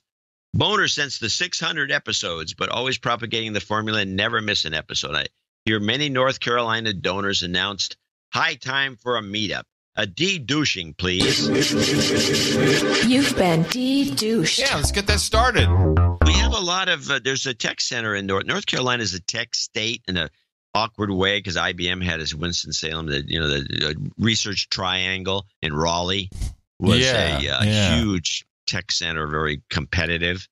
And so you have a lot of engineers and guys like that in North Carolina, and the best barbecue in the country, depending all over the state. Joshua Landon in Cincinnati, Ohio, 200. I haven't donated because Thursday's show happens on my birthday. And I decided to donate because Thursday's show happens on my birthday. I figured it was time to chip in and help the show during this lull period of donations. Indeed. I would appreciate a birthday shout-out as I'm turning 39 and accelerating rapidly towards 40. If you wish, please play 2 Al Sharpton clips and a mac and cheese song. Thanks for all the media deconstruction in 2018. And wish you both a very Merry Christmas and a Happy New Year. Tonight is the measure of whether the country begins in the state of Wisconsin a national drive to push back, or whether we have more to go to build a movement of resistance. But resist we must. RESPICT. Mac and Cheese Life. Mac and Cheese by Ayn Rand. You've got karma. And Joshua is Sir Foxbat. Yes. And that will be our list of executive, associate executive producers responsible for show 1094. I want to thank each and every of one of them as we head toward show 1100, which will be our first show of the year 2019. And thank you. Really, that is the first show? It is actually show number 1100? Yep. Wow, that's a coincidence. I think not. Thank you to our executive producers and associate executive producers. Really came through in an odd way. I wish it didn't have to be like this every time, but it's highly appreciated. And all of these credits are ones that are recognized internationally. Wherever you go, wherever people look at credits in the content creation and production realm, you can use these and easily say, excuse me, I am an executive producer of the No Agenda Show, episode 1094, I'll have you know. And the chicks will take their dresses off in a heartbeat. It will. And run. And we'll be thanking more people later on, $50 and above. And please support us and remember us for the show on Sunday. Dvorak.org/NA. That's right. Take your credits and run, or go out there and propagate the formula. Our formula is this. We go out, we hit people in the mouth. Order. Shut up, slave. Shut up, slave. I was thinking about deplatforming over the weekend. Because maybe it works. I mean, it works. Well, when's the last time you saw anything on television, mind you, about Milo? Oh, Milo definitely got sidelined. When's the last time you heard anything on television about Alex Jones? Just recently. Only because he showed up at the hearing. That's the only thing you heard about him just recently. Yes, this is right. And that's what made me think about it. Like this deplatforming, I mean, I know how to listen to Alex Jones if I want to, but he's not in my mind at all. I don't think about him anymore. Laura Loomer, who chained herself to Twitter's front door in New York City. She's been Loomerized herself. Yeah, but also, I mean, what happens is, and if you notice, by the way, these people who get deplatformed, the only ones that matter, and you should pay attention, and I think I'm being protected in hindsight, is those with a check mark. The check marks, see, I believe that there is a tracking mechanism going on. It's very unclear how these verified check marks work. I've tried for years. I gave up on it, and now I've always said I think I'm kind of happy because it seems to be the mark of the beast, but it really is. And they're tracking. Anyone who's a journo in the school newspaper gets a verified check mark. So they are clearly tracking mainly news and those who spread news and who are influencers, and you're one of them. You are a columnist, a journalist, an influencer, and I, without my check mark, I am. You're a nothing. You're a nudnik. No, I'm a non-playing character. I'm an NPC. I'm an NPC in the big game of Twitter. Oh, NPC. I'm completely unimportant. No matter what I do, I'll never go away because I'm an NPC. I'm just meant to spin around. Oh, you're saving the day then. Yes, it's a game with real consequences. This is when you step back. It's like if you're not on Twitter, if you get deplatformed mainly from Twitter, you're gone. Your career is over. Laura Loomer, you're right. She Loomered herself. She's gone. She is just gone. And somehow there's some big game, and it interacts with the mainstream media in the United States for sure. And if you got a check mark, you basically have a target on you all the time. And you have to be very careful. Well, I'm very careful. Oh, I know you are. I know you are. But even though, I mean, that's why we took the bullet thing from the art. We removed it and used the other one. Damn, we succumbed. We succumbed to the. No, there's certain things you got to do. You just have to play. You have to play by a certain set of rules. We get around most of them because we have no advertisers telling us what to do, or no corporate guy. Hey, you can't do that. We have to self-police. Yeah, we do. But we can self-police in favor of our listeners and producers because and I'm going to say it, at the end of the day, that particular piece of artwork wasn't that important. No. Oh, no. We make choices. It's actually, let's just stay on advertising for a moment since you brought that up. Something new is happening. Everyone's all aflutter about it because finally we're bringing spying to podcasts. I could not be more proud, everybody. Way to go. Oh, yes, we're bringing spying to podcasting. We're now going to spy on you like the big boys. This has been a project mainly of NPR. I follow all the podcast industry news, and the big complaint about about advertising and podcast is there's no way to track it if someone just downloaded it. Did they listen to it? How much did they listen to? Downloaded. We don't know if the message is getting out. So first, the industry came up with some agreements as to what a download is, which I question. But it's okay. At least it's an agreement that's no better or worse than the Nielsen rating. Nielsen. But now they've gone completely stupid. And they decided, no, we're going to make it so we can really track how far in you're listening to this. And this falls under the protocol RAD. It is now version 3 of RAD, which is remote audio data, being the data that you are giving remotely. And the way it works... What? Oh, yeah. They have a framework, which is on the GitHub. And this is NPR, and I think they've implemented it in their NPR One app. Well, they're going to be highly disappointed. The results. Well, that's one part of the stupidity of it all.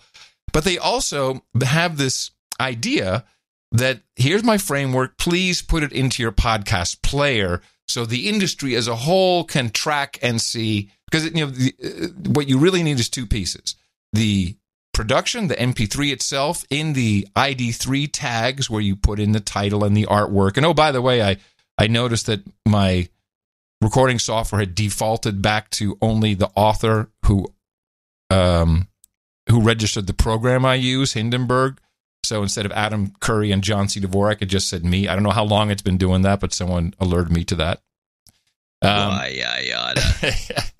But then you add a special little tracking URL or multiple tracking URLs so that when your player hits a certain mark that you also have to put into the podcast, it'll then hit that URL and then it will say, hey, this guy over here listened to this point in this podcast.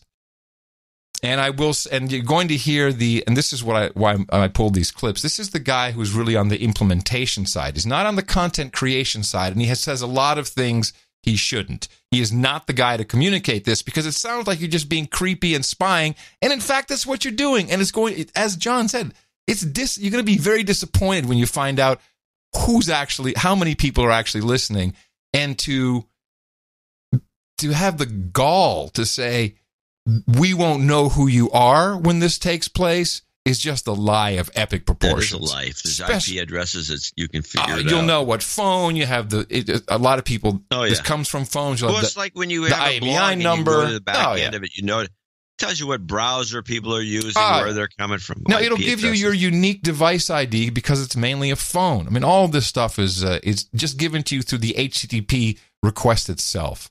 I'm paraphrasing, but believe me, this is possible. Here he is. Brian Moffat of NPR explains. Okay, so the challenge in the podcasting space over the last decade is... Hey, John, the challenge in the podcasting space over the last decade is really about what's the download, who's listening? Okay, so the challenge in the podcasting space over the last decade has been all of us have been circling around a better definition of a download. And this is largely because most of the places where people listen are not places that, we control the distribution. So it's Apple Podcasts is the largest, and you've got a bunch of other apps. Now listen to what he says, something interesting about who controls the distribution. And he views the podcast app as the person or the entity that controls the distribution. And I disagree. Why? Because they don't control whether you can get it or not. And if he's talking about what they promote, sure, I'm sure that lots of podcasts he'll talk about it, take money to promote certain podcasts. So enhancing distribution, yeah, but they don't control it. Okay. But iTunes doesn't host our file. I'm just saying. We control the distribution. So it's Apple Podcasts is the largest, and you've got a bunch of other apps that distribute our content for free. And so all we know is that somebody requested the file. Now listen to how he's talking. He's talking about his content, his NPR's content. He's not talking about anybody else but them. And we know if the bytes were delivered successfully to that user, and that's kind of where we are with the IAB and the common definition known as IAB v2, so we can all speak the same language about downloads. That's been great. It's, I think, a huge step forward for the industry that we all have that definition, but we know there's downloads that don't get played. All you got to do is look at your own behavior. There's so much good stuff out there that you don't quite get to everything. We have good research that says people listen to most of what they download, and that's been great. But what we want to get at is a way to understand from all those places where our podcasts are played, which files that were downloaded actually got listened to. And I think it's really important to interject here. We're not worried about who listened to it. We're just worried that someone listened to it, because that's the information we don't have, and that's all we're really looking to get. Same things we learned from NPR One. What kind of engagement are we getting with this content? Is it worth the distribution deals we're making with all these different platforms? Are people listening to what they download? Do you hear that? The deals we make with all these. So NPR is apparently paying podcast apps to highlight their content. Yeah. I didn't know that, and so there's only but there's only a few of them out there. There's not that many that are being used. By the way, as soon as he starts talking about this, we don't care who it is. I'm thinking, opening the door. Because what else are these click farms out in the Philippines and India? They've been kind of busted recently. Let's give them something else to do. Oh, yeah. And it's just URLs. It's not that hard to replicate. In fact, here's his technical pitch. So in a quick overview, what we're talking about with remote audio data is actually very, very simple. Inside those audio files, which are typically MP3s, although it can be MP4s or other formats, all we want to do is put a little extra metadata that tells where the important points in the file are. Where are the quartile markers? Where is like the halfway point? For our sponsors, where was a sponsorship starting and ending? So that we can have the podcast playback platforms, when listening happens at one of those points, just send us back a little ping that says listening happened at that point. That's all we're asking for. It's hardly any data at all. We're not asking for any user information or PII. It's simply somebody listened at that point in that file, and that's the basic metric we're looking to get back. Yeah, I'm very against this. I don't want anyone knowing what I'm listening to. And you can tell me 100 times that we don't know anything about you. That's bull crap. I don't want anyone to know what podcasts I listen to. I'm not going to report that. Marco from You've already been embarrassed by the fact that Twitter outed you as a Britney Spears follower. Exactly. God knows what podcast you're listening to. Just so you know, she also follows me. So that's how that came to be.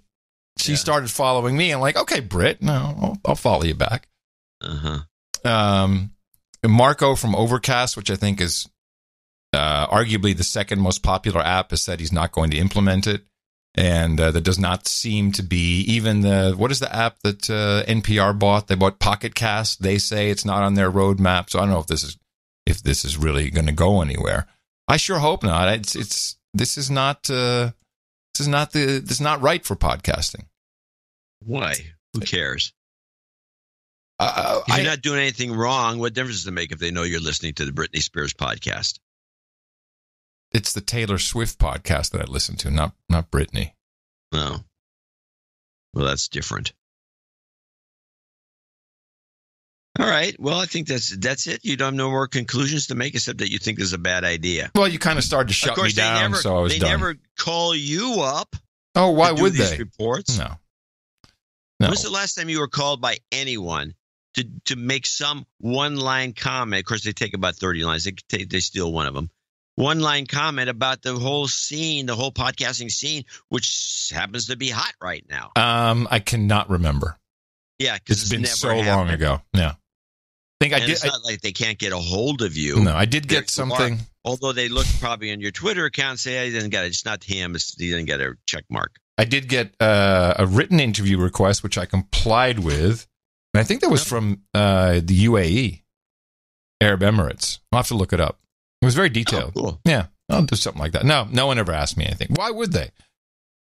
No. I mean, I've only been through it all once. I've already seen how it won't work. It's okay. Yeah, well, that's the reason they're not. Now you know. Now you know why they're not going to call you. Yes, exactly. You're going to throw a wet blanket on it. Sorry, guys. All right. Well, we got enough wet blankets to throw on our own stuff, so we'll do that. I want to go back. It doesn't mean anything to us because we ask our listeners and producers to take part in the show and contribute to keeping it going. It's truly the show would suck if it had sponsors. It's the best way to do it. It is and people love it. Enough secrets given away. All right, here we go. Bloomberg was on The View. Oh, jeez. You didn't actually watch it. This is a clip you just got or someone sent it to you?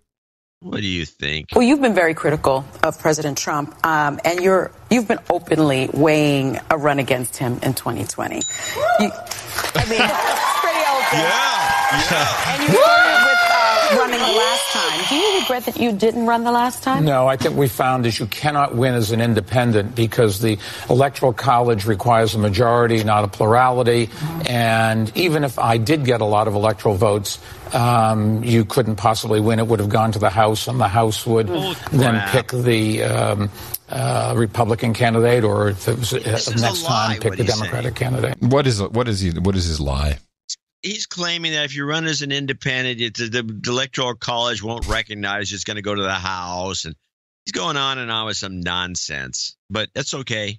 Then pick the Republican candidate, or if it was next time, pick the Democratic candidate. Yeah, and you have to have the. You become a spoiler in a way. Yeah, that's exactly what my obit would have been. He was the spoiler. And this way, so they can write other things about me when I die. Okay. What would make it more appealing to you then for 2020? Well, you'd only run if you could get the Republican or the Democratic nomination.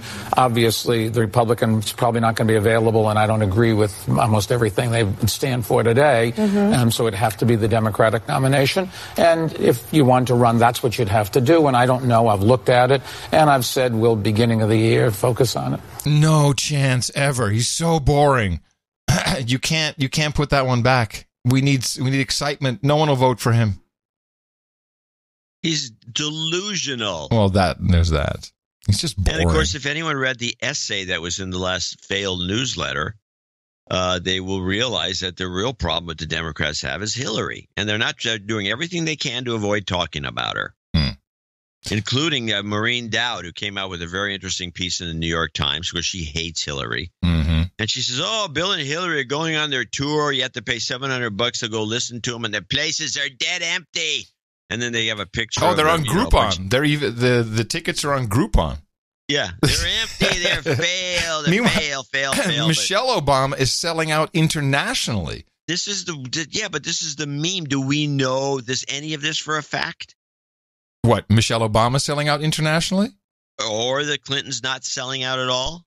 Well, the Clintons have had empty seats, and Michelle Obama has had full seats. In fact, I got a lot of email from people because their tickets went on sale today in the Netherlands. She's also appearing there. And she's got some big venues. Yes.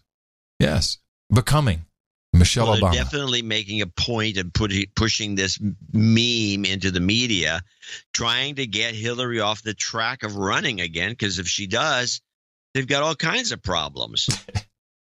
It would split the vote a lot. It would really. I believe as I expressed in the essay, she deserves to win. And I'll give a little summary of what the problem the Democrats have is that and that's why they're pivoting away from the Russia collusion thing. You have to pivot away from it, because if it's Russia collusion and the 2016 election was rigged, that means Hillary was jobbed. Ah, yes, and she got ripped off, as she deserves. She needs justice for Hillary. She got screwed. She should be given a second chance. I like that. I got a letter from somebody saying, yeah, well, Hillary would kick his ass if she ran again. Maybe. I don't. Maybe is the right word, but doubtful is another word that I think you can use. Anyway, so that's something happened. Time Magazine came out with their Person of the Year, and I'm not sure, did they do 4 different covers, or it's a rotating cover? They can never seem to make up their mind. But what they did is they made it about journalists. Khashoggi. Yeah, they put Khashoggi on, and then, but also the people who were killed. Remember when they were gunned down at the newspaper office? Yeah. Was it in Delaware? No, where was it? Well, doesn't matter. But Maryland, I think. But my question is was he a journalist, or was he a columnist, or an essayist? I mean, you bill yourself as a columnist, for instance, on the DH Unplugged show. Is there a difference? If so, what is the difference? And should Khashoggi be treated as a journalist like he is being treated by Time Magazine? No. And I'll tell you what I think. The point is journalists do journalism. They go out and report. He's not a reporter. But now when you get down to columnists, you get a lot of columnists where you go to certain editors, and the editors don't like columnists because they don't like anybody who can just blather. They don't like that. They'd rather have somebody doing reporting. So they've actually demanded that columnists report. I want to see more reporting in this column. What's a column? It's an opinion piece. It's somebody's idea of, what's going on in the world that might give somebody else some insight, which was a good example in the essay I wrote, which is a kind of a column. It's an essay, really. And good columns to me are essays. They're not reportage. But Khashoggi showed no signs of ever being a reporter. I mean, I could do it. I can go out and stick a microphone in somebody's face and ask them a question and record it. It's not that hard. Journalism is actually not that difficult. It's not. I'm gonna say well, I like that. I like that. Thank you, because that would really get you in hot water with your libjos if you said, journalism's not easy. They just don't like to talk about it.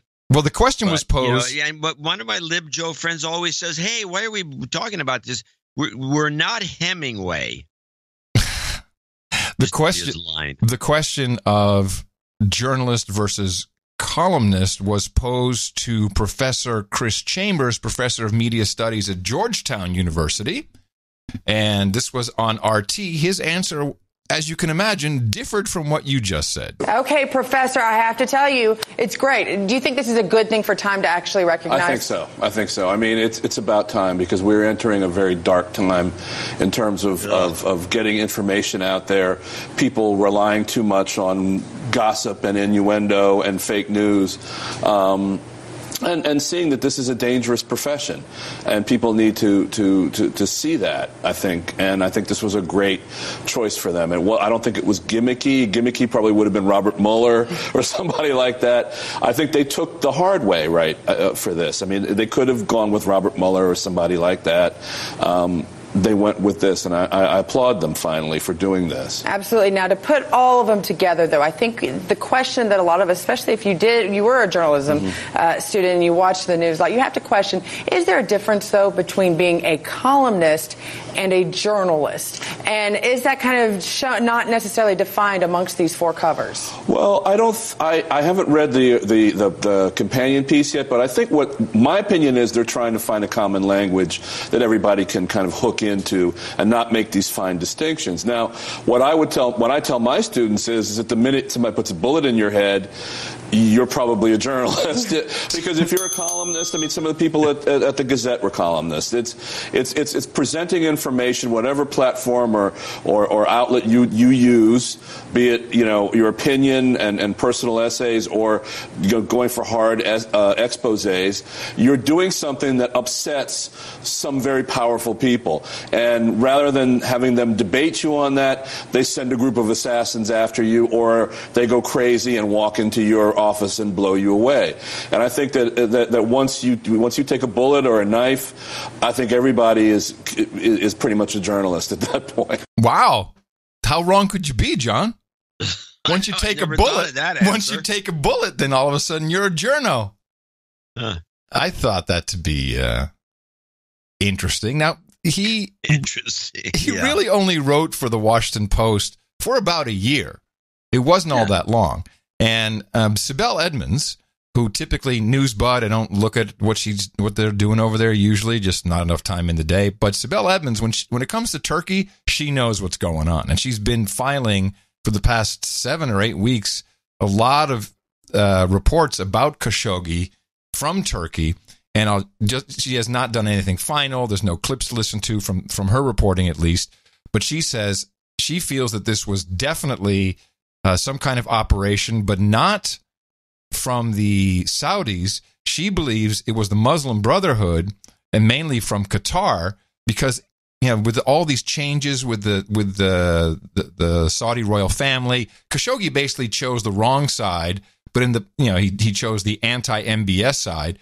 But in the week before anything happened to him, whatever it was, in his Arabic publications, according to Sibel Edmonds, he flipped and he became much more positive, and he really wanted to go back to Saudi Arabia. And the thinking from Edmonds is, and she worked for the FBI, she was a translator, she had very high security clearance, and she's been a whistleblower on this stuff for a long time. I think she has credibility in this area for sure. That she believes that it was the Muslim Brotherhood, and in particular the Qataris, who just jumped out of OPEC. Let's just add that there. There's all kinds of problems between them and Saudi Arabia. They didn't want Khashoggi giving the Saudis any intimate details about their operation, and that the fiancé who brought him to the consulate, who we've never heard from again, where are the interviews with her? Have we seen anything from the fiancé? He just got married for the second time. He had 2 wives already, and this was now his girlfriend in Turkey. And what the NewsBud people allege is that she was a honeypot to get him in, and that's where things were taken care of. But for some reason, she feels it was not Saudi Arabia. It was the Qataris, and in particular, through Muslim Brotherhood affiliated groups. So I'm kind of looking at, we already, I think, asserted that Khashoggi may be some form of spy, not just your typical little columnist. He spoke at the Pentagon. We had all kinds of clips. And then here's the woman who hired him at the Washington Post. This is Karen Attiah. And she has a very short Wikipedia entry for someone who is the global opinion editor of the Washington Post. Or is that a very easy job to get? What's your opinion of that? It's one of those, it's a weird job. It's not that easy to get. And the Washington Post would be probably a difficult job because it's important. Washington, D.C. based operation. It'd be non-trivial. Okay. But that doesn't mean you're going to have a lot of creds that anybody would want to see in the Wikipedia. Well, exactly. Here's what she has. Born August 12th. Ghanaian American writer and global opinions editor for the Washington Post. Born in northeastern Texas to a Nigerian Ghanaian mother and Ghanaian father. After a bachelor's degree at Northwestern University, Attiah won a Fulbright scholarship to study in Accra, Ghana, and obtained a Master of Arts from Columbia University before joining the Washington Post. That's a pretty quick timeline. Yeah, it's very spooky, too. Yeah, well, this is exactly what I was thinking. I'm thinking Spot the Spook, maybe. A spot the spook. Spot the spook. Everybody wants to spot. So let's see if we can put it to the test and listen to the words she's using or that are used with her in regards to Khashoggi. I mean, it does seem fitting. Oops, this one here. Karen Attiah is with me. She's a global opinions editor for The Washington Post, and it was Karen who recruited Khashoggi to the Post about a year ago. I like so, the Karen, recruit always word. A pleasure to have you on, and I just wanted you to react to the president saying it was it's the world, this vicious world, to blame for Jamal's murder. What do you make of that? It's just such a, for a president and an administration that has been so preoccupied with projecting strength, with projecting America first. It just is such a sort of weak and cynical statement, and it denotes a sort of helplessness in the face of human rights abuses, of repression, and says nothing of our role in, at least in this case, in the case of Jamal's murder, in the case of the. Stop. Yeah. Couple of things to note. One, if she's not hyperventilating, she's nervous as hell. Yeah. So that makes me think she's probably not a spook. Because I can't imagine her not being able to hold it together with a simple question like this. She's incompetent. But I don't, when somebody's as nervous, it always makes you wonder how they get these positions. Any other observations? Not yet, besides the fact that she uses weird language. No, we'll finish. Yeah, we'll finish this one up, and then the final clip may tell us more. And says nothing of, our role in, at least in this case, in the case of Jamal's murder, in the case of the war in Yemen, in the case of what we're seeing to be, a global instability and repression coming from Saudi Arabia, denying that we have any sort of role to play in stopping this. I don't think that was an answer to the question, but okay. She recruited Khashoggi just over a year ago, and all this love and adoration, and we have to play this up. And thank you, Washington Post, for making that also very clear. And then we get to the flub where the truth always wants to come out. 1 minute clip of her with Anderson Pooper. I mean, it does seem fitting and also incredibly sad that his last column, would be about freedom of the press in the Arab world. It's fitting, but it's in our time working together, especially in the last several weeks. You hear the difference in her voice now? A little bit. Yeah. He was very, again, he would come into the office. We had lunch a couple of weeks ago, and he was very adamant about wanting to do more in Arabic. He wanted to create a sort of, International Herald Tribune for the Arab world. The International Herald Tribune for the Arab world? Isn't the IHT, isn't that a known CIA publication? Well, it's propaganda. The IHT was always, I don't know how much propaganda. I've had material in there. Propaganda. It was always a joint venture between the New York Times and the Washington Post, which is sketchy if you think about it. Yeah, yes. And I think it was recently, the Washington Post was kicked out and the New York Times took it over. Mm-hmm. And I could be wrong. It's one of the two. All I know, it's not what it once was, which was this joint venture. And if you want to say that it's a mouthpiece for the CIA because they message overseas in it, because it's something you buy when you're in London, you're floating around. If you're a traveler, you pick it up because it's good. It's got a summary of everything. And if you want, by saying that it's a mouthpiece for the CIA, you have to be saying that the New York Times is too. Right. So, but why would this even be the topic of conversation? It just seemed like an odd thing to say, oh, well, I really want to build the International Herald Tribune for the Arab world. I mean, is it relevant anymore? No, I don't know. No, it doesn't matter. The flub is still coming. Wanting to do more in Arabic, he wanted to create a sort of, International Herald Tribune for the Arab world, and I think that he really he wanted to be free. He just saw how journalism was being smashed around the Arab world, and so it was something that he's really pushing for, very pushy about. He wasn't a very pushy writer at all. But on this note, it was something that he was really passionate about, and to the point where he'd say, Karen, I would do this for free. Just let me do this. I'll set up editors. I'll figure it out. And we were discussing even setting up some sort of newsletter, perhaps, that he could helm and take charge of. And so it is poetic, and it is fitting that this would be the last column that I would edit for him. The truth always wants to come out. It's so fitting this would be the last column I'd write for, It is fitting that this would be the last column that I would edit for him. And there's this long silence. Karen Attiah, I appreciate you joining us. Thank you. The video is great. It's in the show notes, nashownotes.com. You can see she realizes she made a mistake, and she does this big gulp, and Anderson's just looking at her all starry-eyed. It wouldn't surprise me that he was a front for somebody else's writing. Yeah. She was ghostwriting for him. That wouldn't surprise me. It's not unusual. You have some brand name person. Right. Next thing you know, they have a column, and somehow they've become pretty good writers. How does that work? It's not that easy. It's easy to write aimlessly, but to piece things together so they're well structured and you're not all, a mess. Right. It's not that easy. And turns out with most editors, and a lot of them will tell you this too, I feel this way myself. Sometimes it's easier for me just to write. Somebody wants to write something and they can't write. Let me just do it. Oh, I'm not arguing. But you put all the pieces together. He's the cover of Time magazine, a columnist who wrote for a little over a year, probably didn't write his own material, as you point out. Why? What symbol? Why is this being played up, in particular by everything connected to the Washington Post?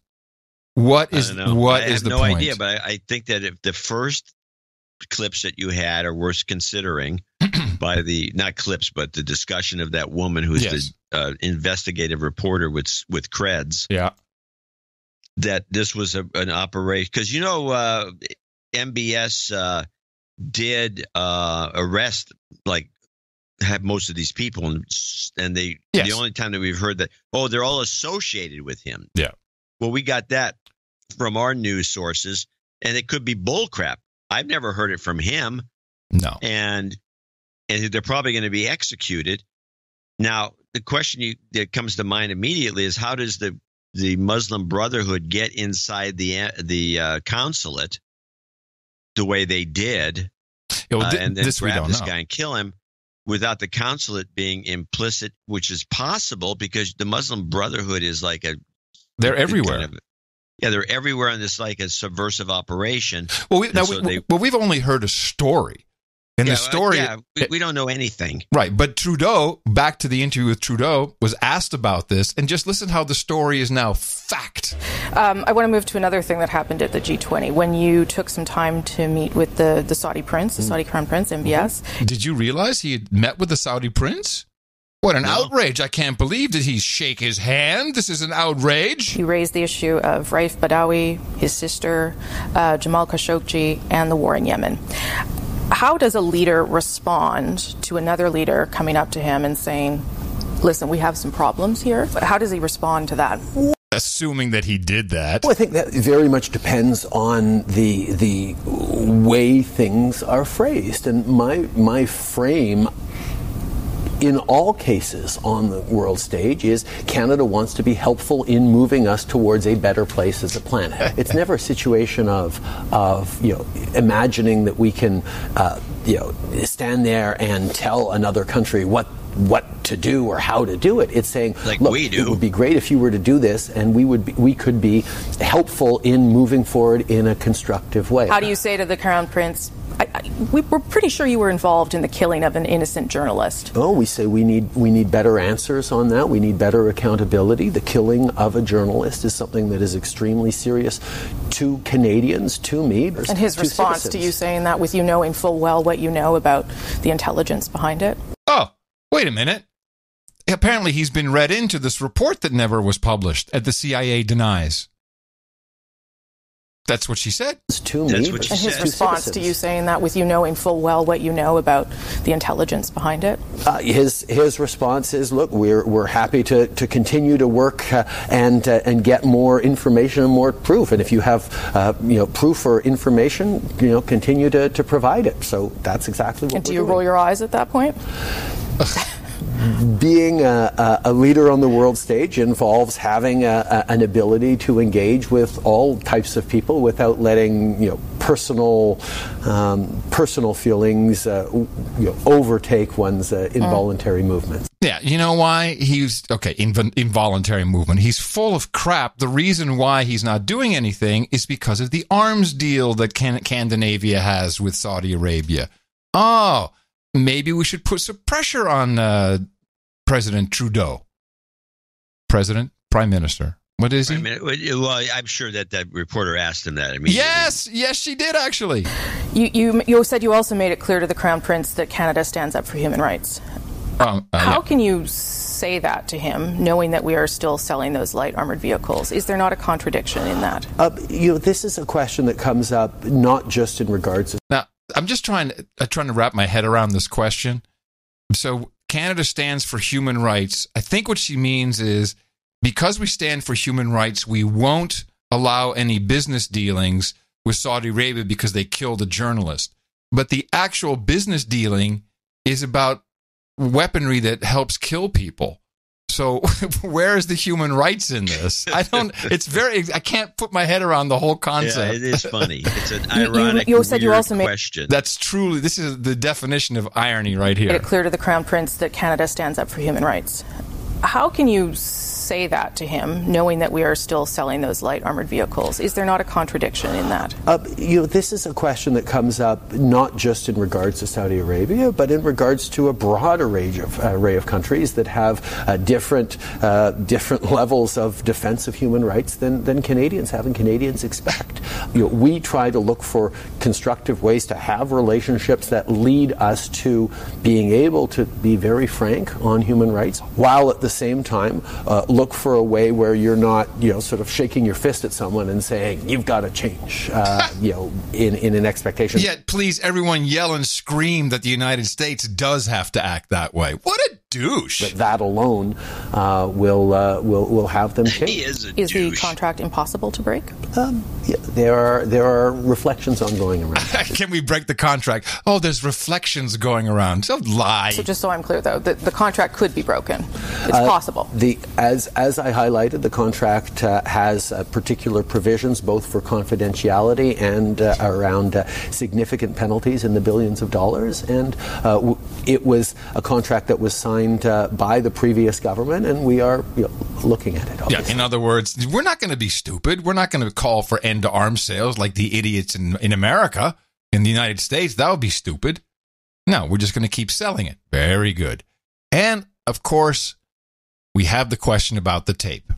And we all know that everyone's been read in. Everyone has heard a copy. We all know what's going on. But yet, is there really a tape? Have you heard the tape, or have you been briefed on what that tape is? I have been briefed on what the tape is. And what was that like? Obviously, it's something that intelligence communities have taken and listened to and worked with, and is part of our reflection on getting real answers. But could you characterize it for me? I'm not going to characterize that. No. Horrific? I'm not going to characterize it. There's no tape. Well, there could be a tape that is. Why wouldn't they? Here, if I was part of this scheme, whatever the scheme is, I'd just get a bunch of actors together and produce a tape. Yeah. Another guy, somebody screaming, another guy, then muffle it so it sounds like, it's like in some guy's pocket, the microphone. Yeah. I don't think it's too hard to produce a tape unless it's a videotape. That would be tough.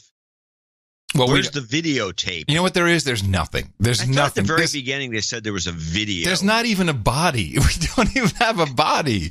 There's nothing. It's just a story. But the story is on Time Magazine, where the columnist becomes a journalist once you take a bullet to the head, even though he didn't take no bullet to the head. Just call yourself a journalist. Skip the bullet part. And just call yourself. Well, anyway. I find this very strange, and I still hopefully Sibel Edmonds will come up with more stuff. But it's not, something is very, very wrong with this, and it just brought it all back when we got it on the with this Time magazine cover. Yeah. Well, let's see what we got here. I got a transition clip is what we need. You got to listen to this. This is a guy. I don't even know who this guy is. I've seen him before. He's some conspiracy guy. It was on some very strange Twitter account, which is like one of these Q, but it's not quite a QAnon type thing. And it's this guy explaining he goes, I just found it fascinating because there's so many holes in this story. And it doesn't really make any sense, and it's almost worth discussing just because it's so crazy. This is the crackpot This guy talks about Bergdahl and how it's a background on everything that's going on and what's really happening, and some of it might be true, some of it doesn't make any sense. But play this crackpot clip. The real reason behind Bergdahl's release. Bergdahl was released in exchange for 5 Taliban generals in order to cover up the Obama-Hillary Stinger missile sales to Libya. So here's the real story. Ambassador Stevens was sent to Benghazi to secretly retrieve U.S.-made Stinger missiles that the State Department had supplied to Ansar al-Sharia in Libya without congressional oversight or permission. Secretary of State Hillary Clinton had brokered the Libya deal through Ambassador Stevens and a private arms dealer named Mark Turi. But some of the shoulder-fired Stinger missiles ended up in Afghanistan, where they were used against our own military. On July 25, 2012, a U.S. Chinook helicopter was downed by one of them. Not destroyed only because the idiot Taliban didn't arm the missile. The helicopter didn't explode, but it had to land, and an ordnance disposal team recovered the missile serial number, which led back to a cache of Stinger missiles kept in Qatar by the CIA. Obama and Hillary were in full panic mode, so Ambassador Stevens was sent to Benghazi to retrieve the rest of the Stinger missiles. This was a do-or-die mission, which explains the stand-down orders given to multiple rescue teams during the siege of the U.S. Embassy. It was not the State Department, not the CIA, that supplied the Stinger missiles to our sworn enemies, because General Petraeus at CIA would not approve supplying the deadly missiles due to their potential use against commercial aircraft. So then, Obama threw General Petraeus under the bus when he refused to testify in support of Obama's phony claim that a spontaneous uprising caused by a YouTube video that insulted Muslims. Obama and Hillary committed treason. This is what the investigation is all about. Why she had a private server in order to delete the digital evidence. You know, this not so crackpot, I've heard this theory, and I know, I can't remember the guy's name who does this podcast. It's on YouTube, I think. It sounds very plausible, and this is what I've heard from many people. If you say that, what's Bergdahl and the 5 generals from the Taliban have to do with any of it? That part I'm not so sure about. He throws that in at the very beginning to give us the. I'm not sure. I'm not sure why. So when I hear that kind of thing, I'm thinking of this is one of those things where you start to you're throwing a chum in the water with kind of screwball stuff, and if you take this thing apart piece by piece by piece, you realize that none of it makes any sense. I think this guy's completely full of crap. I stick by our old thesis, which it was a kidnapping gone astray. The Stinger missile story. I'd like to get some evidence for that. If there's any evidence that one of these choppers was brought down by a dead missile that hit the thing, that part I don't know about. Inside, I don't know about I'd that. like to know how that happens. Didn't bounce off or anything. Okay. So what's your point? So you think this is a conspiracy theory and you think it's full of crap? Yeah. Okay. I've heard it. I've heard the serial number stuff. I have not looked at it because at this point, what does it matter? I'm going to show my support by donating to No Agenda. Imagine all the people who could do that. Oh yeah, that'd be fab. Yeah, oh no. Hold on. Can't hear you. What? At this point, what difference does it make? No, that's what I needed to say. Yeah. Or I think she says, she actually puts, the way she phrases it is just, it's a little different. Here it is. What difference at this point does it make? Hold on. Here it is. What difference at this point does it make? There it is. Yeah. What difference at this point does it make? Yeah. Jeff McReynolds is our top producer in the second half part of the show here for show 1094. $148.21 from Heath, Texas. He's going to be knighted. Which means we do have to read this. Yeah, we got to read it. I was saving this donation for the show 1100, but John's epic fail email sounded desperate, and desperate times need alcohol. Action. With this donation, I have now reached knighthood. It took me 3 years, but I'm finally here. So he's got some issues, which we'll take care of. He says, now for my fellow producers, what the hell? Fire up some donations. Don't let the M5M win. No Agenda is one of the most important shows in the podverse. Podverse. I don't know if I like that. Podverse. We're now in the podverse. Yes. The last thing we need is another advertiser-owned analysis show filling the void. It's a huge void. It would be without. What a huge void it would be without No Agenda. John was right in his email. The past two shows have been two of the best, and I'm not joking. You're just not helping them. You're helping me and the whole world. Donate now. You helping me and you. Okay. Yes. Anyway, thanks for all you do. All right. So he's going to be knighted as Sir Jeffro of the Rock Wall. And he did David Voss? Hold on. You know, he wanted a couple of jingles, and since I've been sitting here collecting them while you've been reading, we probably should at least play them since he's becoming a knight. Where's he put this? Oh, there it is. Yeah, mac and cheese, too delicious to believe. Star Wars Sharpton, which was in most of the cookies, the fortune cookies. That's right. That's right. From Knights. Was that the Michigan Local 1 who did the fortune cookies? Michigan Local 1 did a bunch of Chinese fortune cookies, and 90% of the fortunes were what Sharpton says in this clip. Well, it's coming. You slaves can get used to mac and cheese. Mac and cheese. Mac and cheese. Cheap macaroni and cheap cheddar melted together. Mac and cheese. Mac and cheese. Mac and cheese. It's almost too delicious to believe, my friend. Star Wars. Everyone's going nuts about it. You've got karma. Maybe that's our ISO for today. So I had that's a good one. So I had these cookies at the dinner with the millennials. Yeah. And they opened it up. What kind of a fortune is this? not big listeners of the show, huh? It's very funny. It's too bad the cookies. There's a couple of manufacturers in San Francisco that do this, because those cookies, I don't know where you got those, but they're terrible. Anyway, David Vossen, $144, belated Hanukkah donation, 144 from the Night of the Shape-Shifting Jews. Thank you. Please play my song at the end of the show if there's time. Yeah, I'll do it. John Harvey III, 125 from Nashville, Tennessee. Recent shows have been outstanding. Sir Ever of the Watt, 1, 2, 3, 4, 5. Another Michigonian, apparently. Sir James in Las Vegas, Nevada, 1, 2, 3, 4, 5. David Bowker in Nashville, Tennessee, 1, 2, 2, 3, 5. He's got a birthday call out for himself. Like yes. Birthday. Yep. Got it.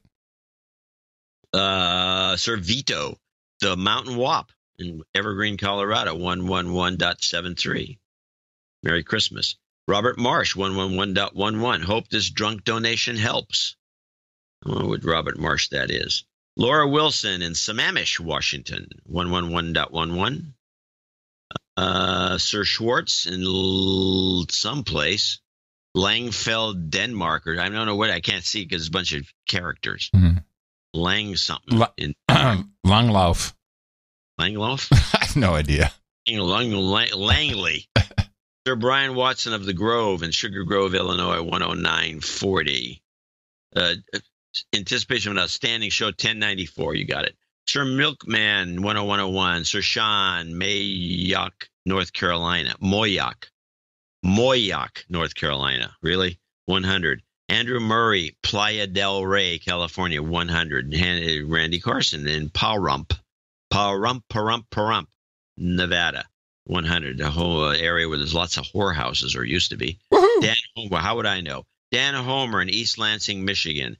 Robert Tennant, that's $100. Also Tennant, Robert Tennant, 100. Ian Trimble in Baton Rouge, Louisiana. Watch out for the foamers, he says, 100. Julie McNeil in St. Gabriel, Louisiana. Interesting coincidence. Also 100. Sir Benjamin Rogers, 100 from Boone, Iowa. A lot of hundreds here. It's interesting. And anticipating Adam Curry's first visit to Des Moines. Yes. He already set up a meetup for you. Well, don't you remember we announced that? Yeah. Yeah, it's in the works. Yeah. February 22nd. It's kind of an insult to the Texans who have been waiting all these years. Sir Matt Eskridge in Seattle, Washington, $100. Sir Corwin Underwood, $100 from Hamilton, Ohio. It's been a long time. Does he need douching now? Mm-hmm. Oh, he's got it. Wait. This donation, he's got something. What is this? Have we missed one? He wants to protect. He's full Baron. Upgrade. It's not on the list. Yeah, neither was Sir Chris Spears on the list. Okay, Sir Corwin Underwood and Baron of Southwest Ohio. Hold on a second. So, Sir Corwin Underwood, and he becomes Baron of... Okay, got it. Southwest Ohio. Kurt Kubal in Wayzata, Minnesota. Nuts. 99.99, along with John Foley in Chicago with 99.99. Ryan Gilo, 9009. The two perky fake boobs. With some jobs, Karma give you that at the end. D.H. Slammer sent a note in with some interesting, with a nice. He did. He actually, I have it here. He needed, here it jobs is. Karma. Yeah, he said, in the morning, Crackpot and Buzzkill, if you wouldn't mind breaking for this Baron. Of course, we break for Barons.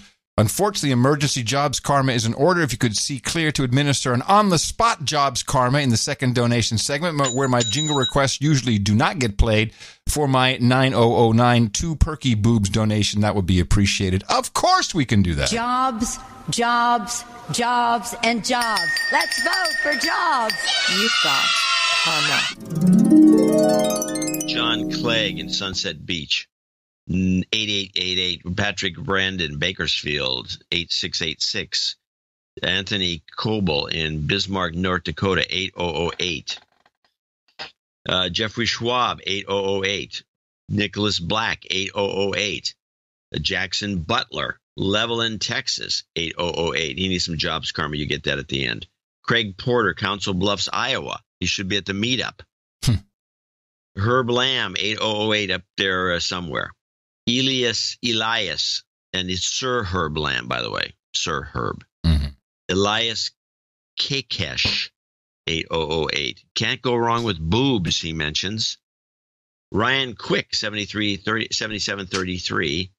And he says we got too much AOC on the show. Well, that ain't going away. Nope. Wayne Larcom, 6665. Derek Cope. That's funny. There's a Derek Cope NASCAR driver, but I don't think this is him. This guy's in Shanghai for $66. Joseph Yona in Tampa, Florida. Brian Leslie in Bremerton, Washington, 6006. The Berlin. I'm sorry. Michael Astfalk is in Berlin, Deutschland, 6864. Brian Leslie, 6006. Chris Swimley, 6006 in Austin, Texas. Somebody's apologizing for something. I don't know. Anonymous, $60. Christopher Dechter, 5678. Joseph Henson, 5678 in Carlisle, Pennsylvania. Stephen Baker, 5555. First name only? Oh, no, first name only. Eric did not do a good job on today's spreadsheet. Sorry. Yeah, he did a crappy job. He will get a memo. In triplicate. Port Townsend. He needs a L. Sharpton gibberish. We did that earlier. Peter Tong, Lakewood, Washington. Alex Schoenveld in Seabrook, New Hampshire, 5555. Jay Helsel, I guess. Helsel. In Lenexa, Kansas. Maybe Helsel. Helsel? That's 5554 with Chris Belderrama, 5510. Double nickels on the dime. Double nickels on the dime. Rory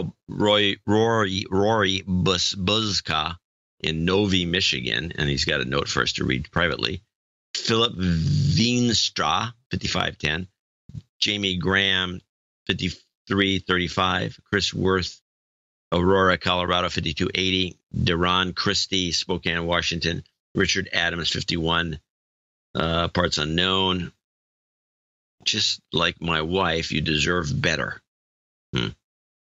Michael Kleckner, 5006.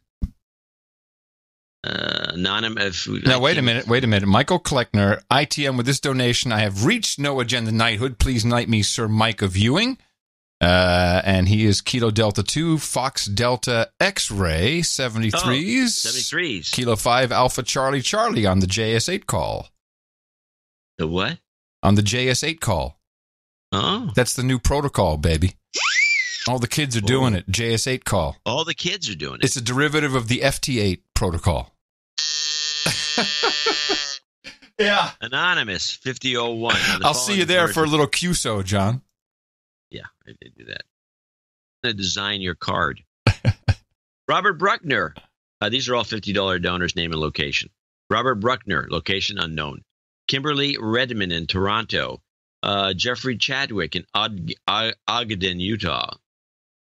Kwan, I think, Lou. Soretti Kilowatt of the Troll Room. Eric Hoff in Edmonton, Alberta. Alan Peterson. John Hawley in Blaine, Minnesota. Max Turnquist in Somerville, Massachusetts. Jonathan Ferris in Liberal, Kansas. Sir Crack. Parts unknown. Robert Kerbach, I think, in Essexville, Michigan. Paul Ranum wants Jobs Karma in Cottonwood Heights, Utah. Good luck. I will put that at the end for you. Arjen van Elteren. Yeah, he said, Arjen van Elteren from the Netherlands says, reverse Jobs Karma. I just got a job and promised myself to donate if karma works. Plus, I'm seeing 33 everywhere. Great shows. Oh, he's giving the karma back to us. Okay, great. Thank you, Arjen. Sir Pate Snakes in Amsterdam, New Hampshire, it says. How does that work? It's North Holland. North Holland. North Holland. Paul Eaton, Raymond Chibnik, Ken Burkett, South Lake, Texas. Dame Patricia Worthington is always helping. In Miami, Robert Weber in San Jose. Roy Tenhava in Pijnacker. There you go. Brandon Savoy in Port Orchard, Washington. Daniel Niwong, parts unknown. Robert I think Daniel is in Sweden. Perfect. Looks like Daniel's in Sweden. Daniel Niwong. Yeah, looks like he is too.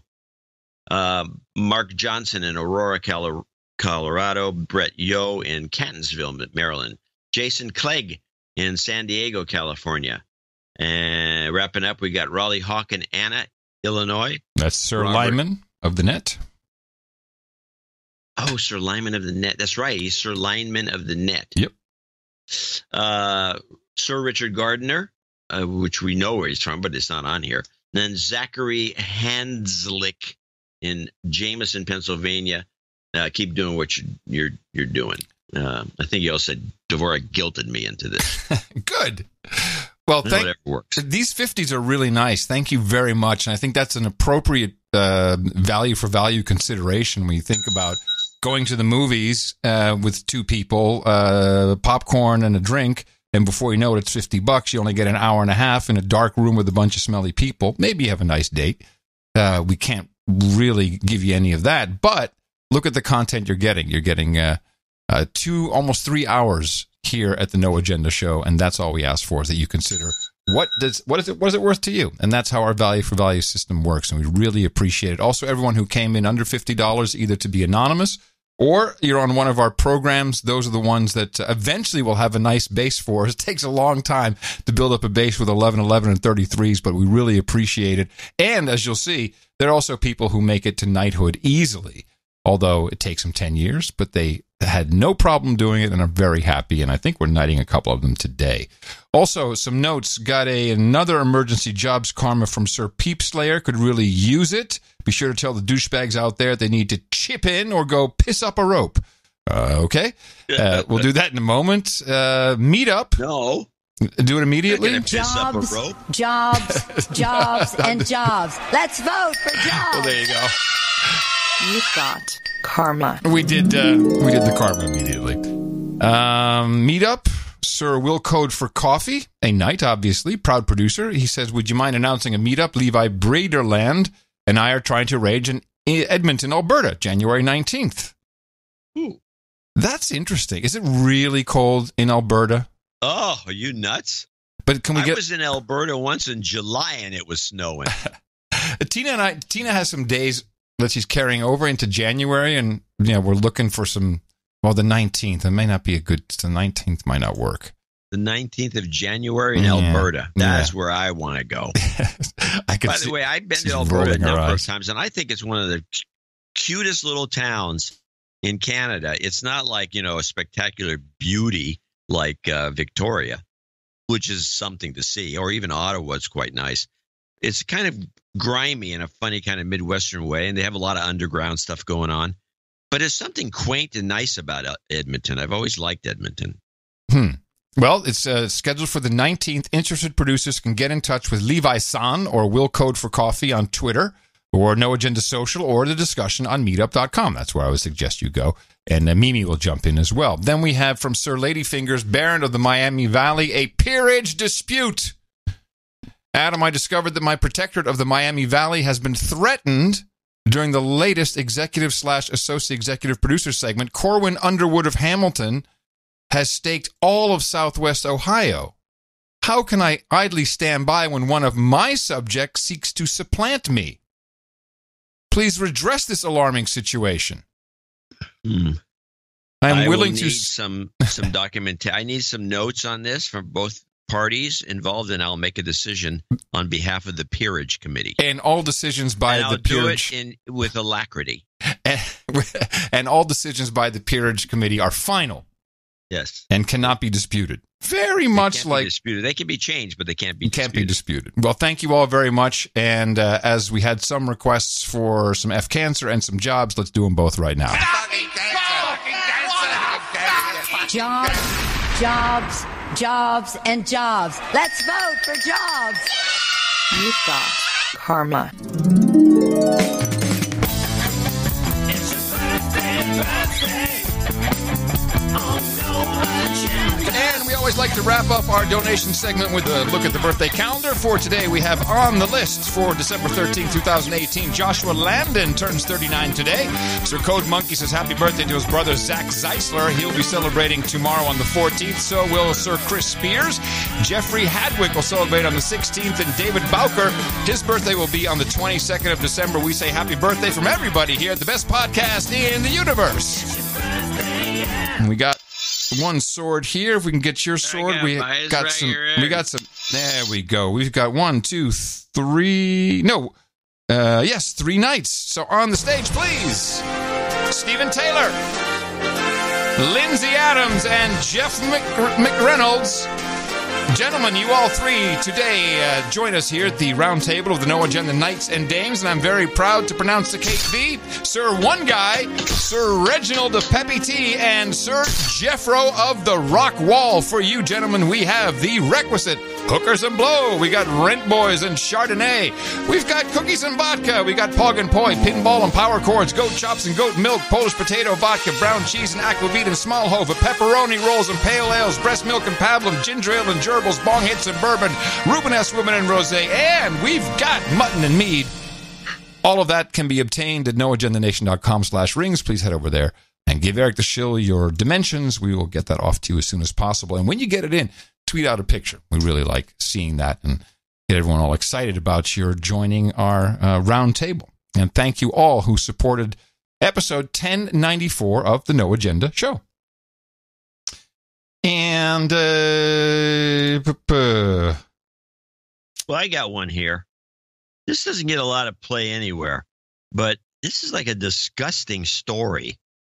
And this was on CBS, but it wasn't on the nightly news, at least. Maybe it was on the yesterday's, but I didn't get it. It was like an add-on. If you go to the website, they have these extra stories that you can watch that looks like they were supposed to be produced. Looks like they were produced for the news, but they were never used. Yeah. And this is the Rockefeller, or in this case, Rickefeller hospital scandal. Patients and relatives of those treated at a famous research hospital here in New York are looking for answers tonight. They want to know why Rockefeller University stayed quiet about a prominent doctor who died 11 years ago, but is believed to have abused children for decades. Victims could number over 1,000, which would potentially make it the largest case of sexual abuse by one person in U.S. history. More on this now from Anna Warner. Anna, warning, some of the details you're about to hear are graphic. He was revered like a god. Matt Harris was one of thousands of former patients who saw Dr. Reginald Archibald as children at the prestigious Rockefeller Institute in New York City. Archibald was a highly regarded growth specialist who said he could help children who were not maturing like their peers. He was like going to be our family's savior. Archibald's research was supposed to help kids grow taller, but these former patients told us he sexually abused them. Harris was 14, Gail Coleman was 11, Robert Granado was 8, and Mitchell Schur was just 5. The entire time you're in the room there with him, you're naked. He took his finger and he pushed one of my nipples. And he basically proceeded to masturbate me. He would rub me there and start asking me, does this feel good? In a statement in October, officials revealed they'd investigated a complaint about Archibald's inappropriate conduct in 2004 and reported it to authorities. But they also found complaints going back to the 1990s, some deemed credible. Attorney Jennifer Freeman says her firm has had hundreds of calls. And so what does that say to you? That says that there are a tremendous number of victims out there. It was probably a year after I started seeing him. Yet these former patients say they never heard anything from the hospital until officials there sent out this letter in October to more than 1,000 of Archibald's former patients asking for information. I got the letter, and all of a sudden, I felt like I was flashing back 50 years ago.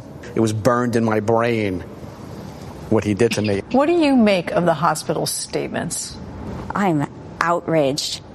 Outraged. Gail Coleman says she's particularly angry because the doctor took pictures. She and the others were told to stand without clothing, like the children in these old studies, while he took Polaroid photos of their naked bodies. Those pictures are what has haunted me through the years. In 2003, she contacted the hospital looking for answers. And I got my medical records back, and there were no pictures.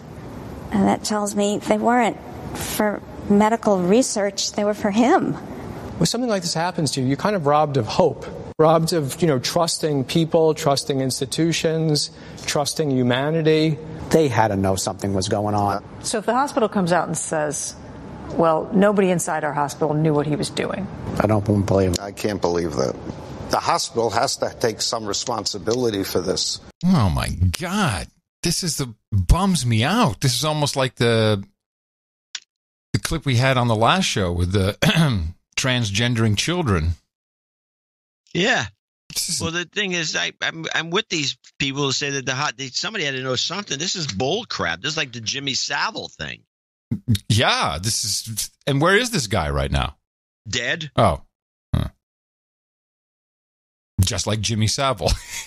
Yeah. How long has he been dead? I think he died in 2011. 7 years. Ugh. All right, thanks. I'm totally grossed out now. Well, it is gross. I find it, and I don't think CBS ran it in the regular news because it's for that reason. Too gross. It's a disgusting story. Yeah. This guy's getting away with this. I'm going to show you how to grow here. Oh, look, you're growing now. I mean, the whole thing is gross.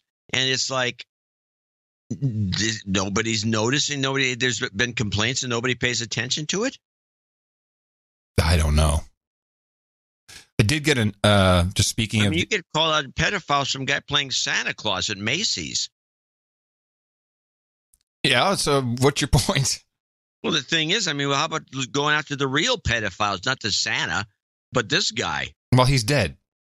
Oh, well, they're going after him now, like Savile. Yeah, I don't like this clip. Anyway. I did get a very thoughtful note from Allie. You know Allie? She's the official No Agenda tranny. Okay. Where's she from? Oh, I don't know. I think she's in some Midwestern state. Although she sent me the note. She said, note here from the official No Agenda tranny. I'm sorry, now known as the transgendered person. No, you can't say tranny. And she said something that made me think about what's really going on with the identity politics, particularly when it comes to transgendered people. Yes, transgendered people. And this was, I think, in response to the clip of the Los Angeles clinic that was, stopping puberty for kids as young as 6 or 7 to help them understand who they are before they continue with the right puberty. We even titled the show after that. Yeah, so, right puberty. Allie Jade says, I agree with you on the internet, social media influencing transgender cases, but not all are. And here's her point. I'm 31. And I just kind of question whatever the hell I was without the internet or any outside influences. My parents were religious and conservative. I'm not alone. And here's the thing. A lot of us older generations that came before the social media blast started churning out all the letters added to LGBT. Personally, most of us older ones do not like the loud, annoying trans social generation. Our goal was to move into a normal life, in her case, as a woman, not to live life as a transgendered person. And it was something that it was in my mind, I guess, for a long time. It's like, if you are transgendered and you truly believe that you were born in the wrong body and you need to become a man or a woman, then you just become a man or a woman. Isn't that the whole point? But why then is there this huge group that wants to identify as kind of stuck in between? Do you know what I mean? You're asking me? Well, no, it's kind of rhetorical. It's just, it seems like it's so wrong. You're either man or woman. I'm just going by today's social justice warrior notifications. And if you're transgender, okay, great. I believe that I'm a woman, and then I'm going to dress like a woman, going to act like a woman. I may have my body changed to be a woman. Then I'm a woman. Stop calling them transgendered unless you're really separating people. Do you know what I mean? It feels very wrong. The point is to create oppressed classes. Yeah. That's what identity politics is. Well, it's working. Yeah, of course it is. And people should reject it. They really should reject it. These things are well thought out schemes. Yeah. And by the way, it's Trump's fault. Well, hello. We all know that. Jeez. That was an easy one. Orange man bad. All right, Brexit still a cliffhanger as to what's going to happen. Theresa May still hanging on to power, but now they can't do anything about her power for the next 12 months. When they do a no confidence that she gets through, then she gets through. Exactly. Yeah, once you get through it, then you're good to go for the next year. I would have voted no confidence right off the bat the minute I heard her in the Prime Minister question time when she answered this question. I would have said no confidence, kick her out. So knowing you for 20 years, I just don't believe that if your deal goes down, you are the kind of person who would contemplate taking this country into a no-deal situation. Am I wrong? It will be a decision for Parliament as to whether they accept the deal that I and the government have negotiated on behalf of the United Kingdom with the European Union. The one she negotiated on behalf of the European Union. I mean, yeah, there the you United go Kingdom. Again, this is one of the theses of people who are new listeners to this show. We have a theory that continues to pay dividends. Yep. Which is that the truth must always come out. There's a background for it that gives us belief that this is probably true, and that is people will slip up. I guess it used to be called a Freudian slip, and then everyone laughed it off as a joke. Ha, ha, ha, Freudian slip. But it's actually what's going on is they're saying things that they're telling us reality accidentally because they can't hold it. It always wants to come out. It always wants to come out. It's a fact. Yeah, so she's working on behalf of the EU. Of course she is. We've got a quick OTG. This is another study. It will not surprise you, but it's always fun to bring you the facts. Some studies suggest adolescents and young adults exchange 60 to 100 text messages a day. But what about at night when they're sleeping? Well, apparently the texting doesn't stop there either. It's called sleep texting. Really? How do you text if you're sleeping? Really? How is that possible?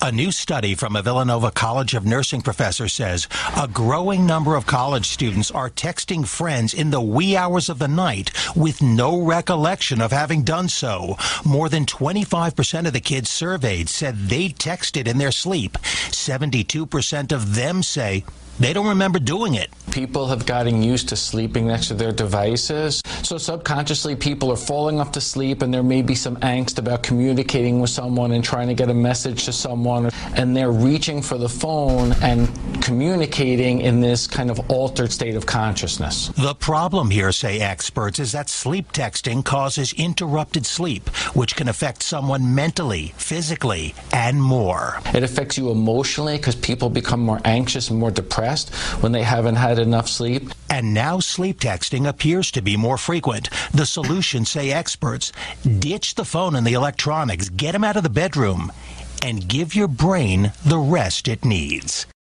I got to tell you, if you're sleep texting, you are definitely an NPC in the game. You're just running your program. Well, I want to mention a couple of things. One is that people, unfortunately, use these stupid phones as their alarm clocks. Yes. So they're not getting them out of the bedroom. This story I want to follow up on at some later date. On the alarm clock side of it? Oh, on this whole story where there's sleep texting? Gotcha. I'm skeptical. All right, everybody. A couple more days, and then we'll see what's happening with Sunday's deconstruction. There's a lot happening, and you're not seeing it on your cable news networks. That's for sure. So forever scanning the airwaves of Pluto TV, and coming to you from downtown Austin, Texas, capital of the Drone Star State, FEMA Region 6 on the governmental maps in the 5x9 Pluto, here in the common law condo while it still lasts. Hello, Apple. In the morning, everybody. I'm Adam Curry. And from northern Silicon Valley, which is located in the original California, not some interloper, I'm John C. Dvorak. And we return on Sunday right here on No Agenda. Remember, Dvorak.org/NA. Until then, adios, mofos.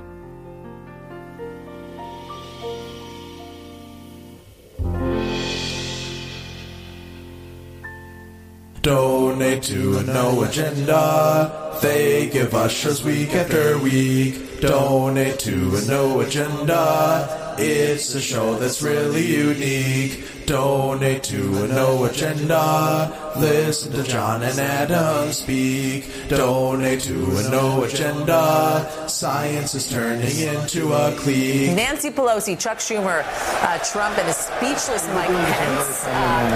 Did not have a Trump shutdown. It's called funding the government, Mr. President.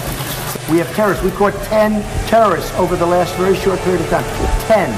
We have a disagreement about the wall, whether it's effective or not. Not on border security, but on the wall. The wall. I think the American people recognize that we must keep government open. The wall, if you really want to find out how effective a wall is, just ask Israel. 99.9% effective. And our wall will be every bit as good as that, if not better. So the wall will get built. The wall, if we thought we were going to get it passed in the Senate, Nancy, we would do it immediately. We'd get it passed very easily in the House. We would get it, Nancy, I'd have it passed in 2 seconds. The wall. I am proud to shut down the government for border security, Chuck. Wall. The wall. You need the wall. The wall is excuse me, did we win the Senate? We won the Senate. When the president brags that he won North Dakota and Indiana, he's in real trouble. When I did. Let me say this. We did win North Dakota. This is the most unfortunate. Please don't characterize the strength that I bring to this meeting as the leader of the House Democrats who just won the big victory. Elections have consequences, Mr. President. Let me just say. The wall. Thank you very much, everybody. Thank you. Hey, Khashoggi. Who killed Khashoggi? Who killed him there?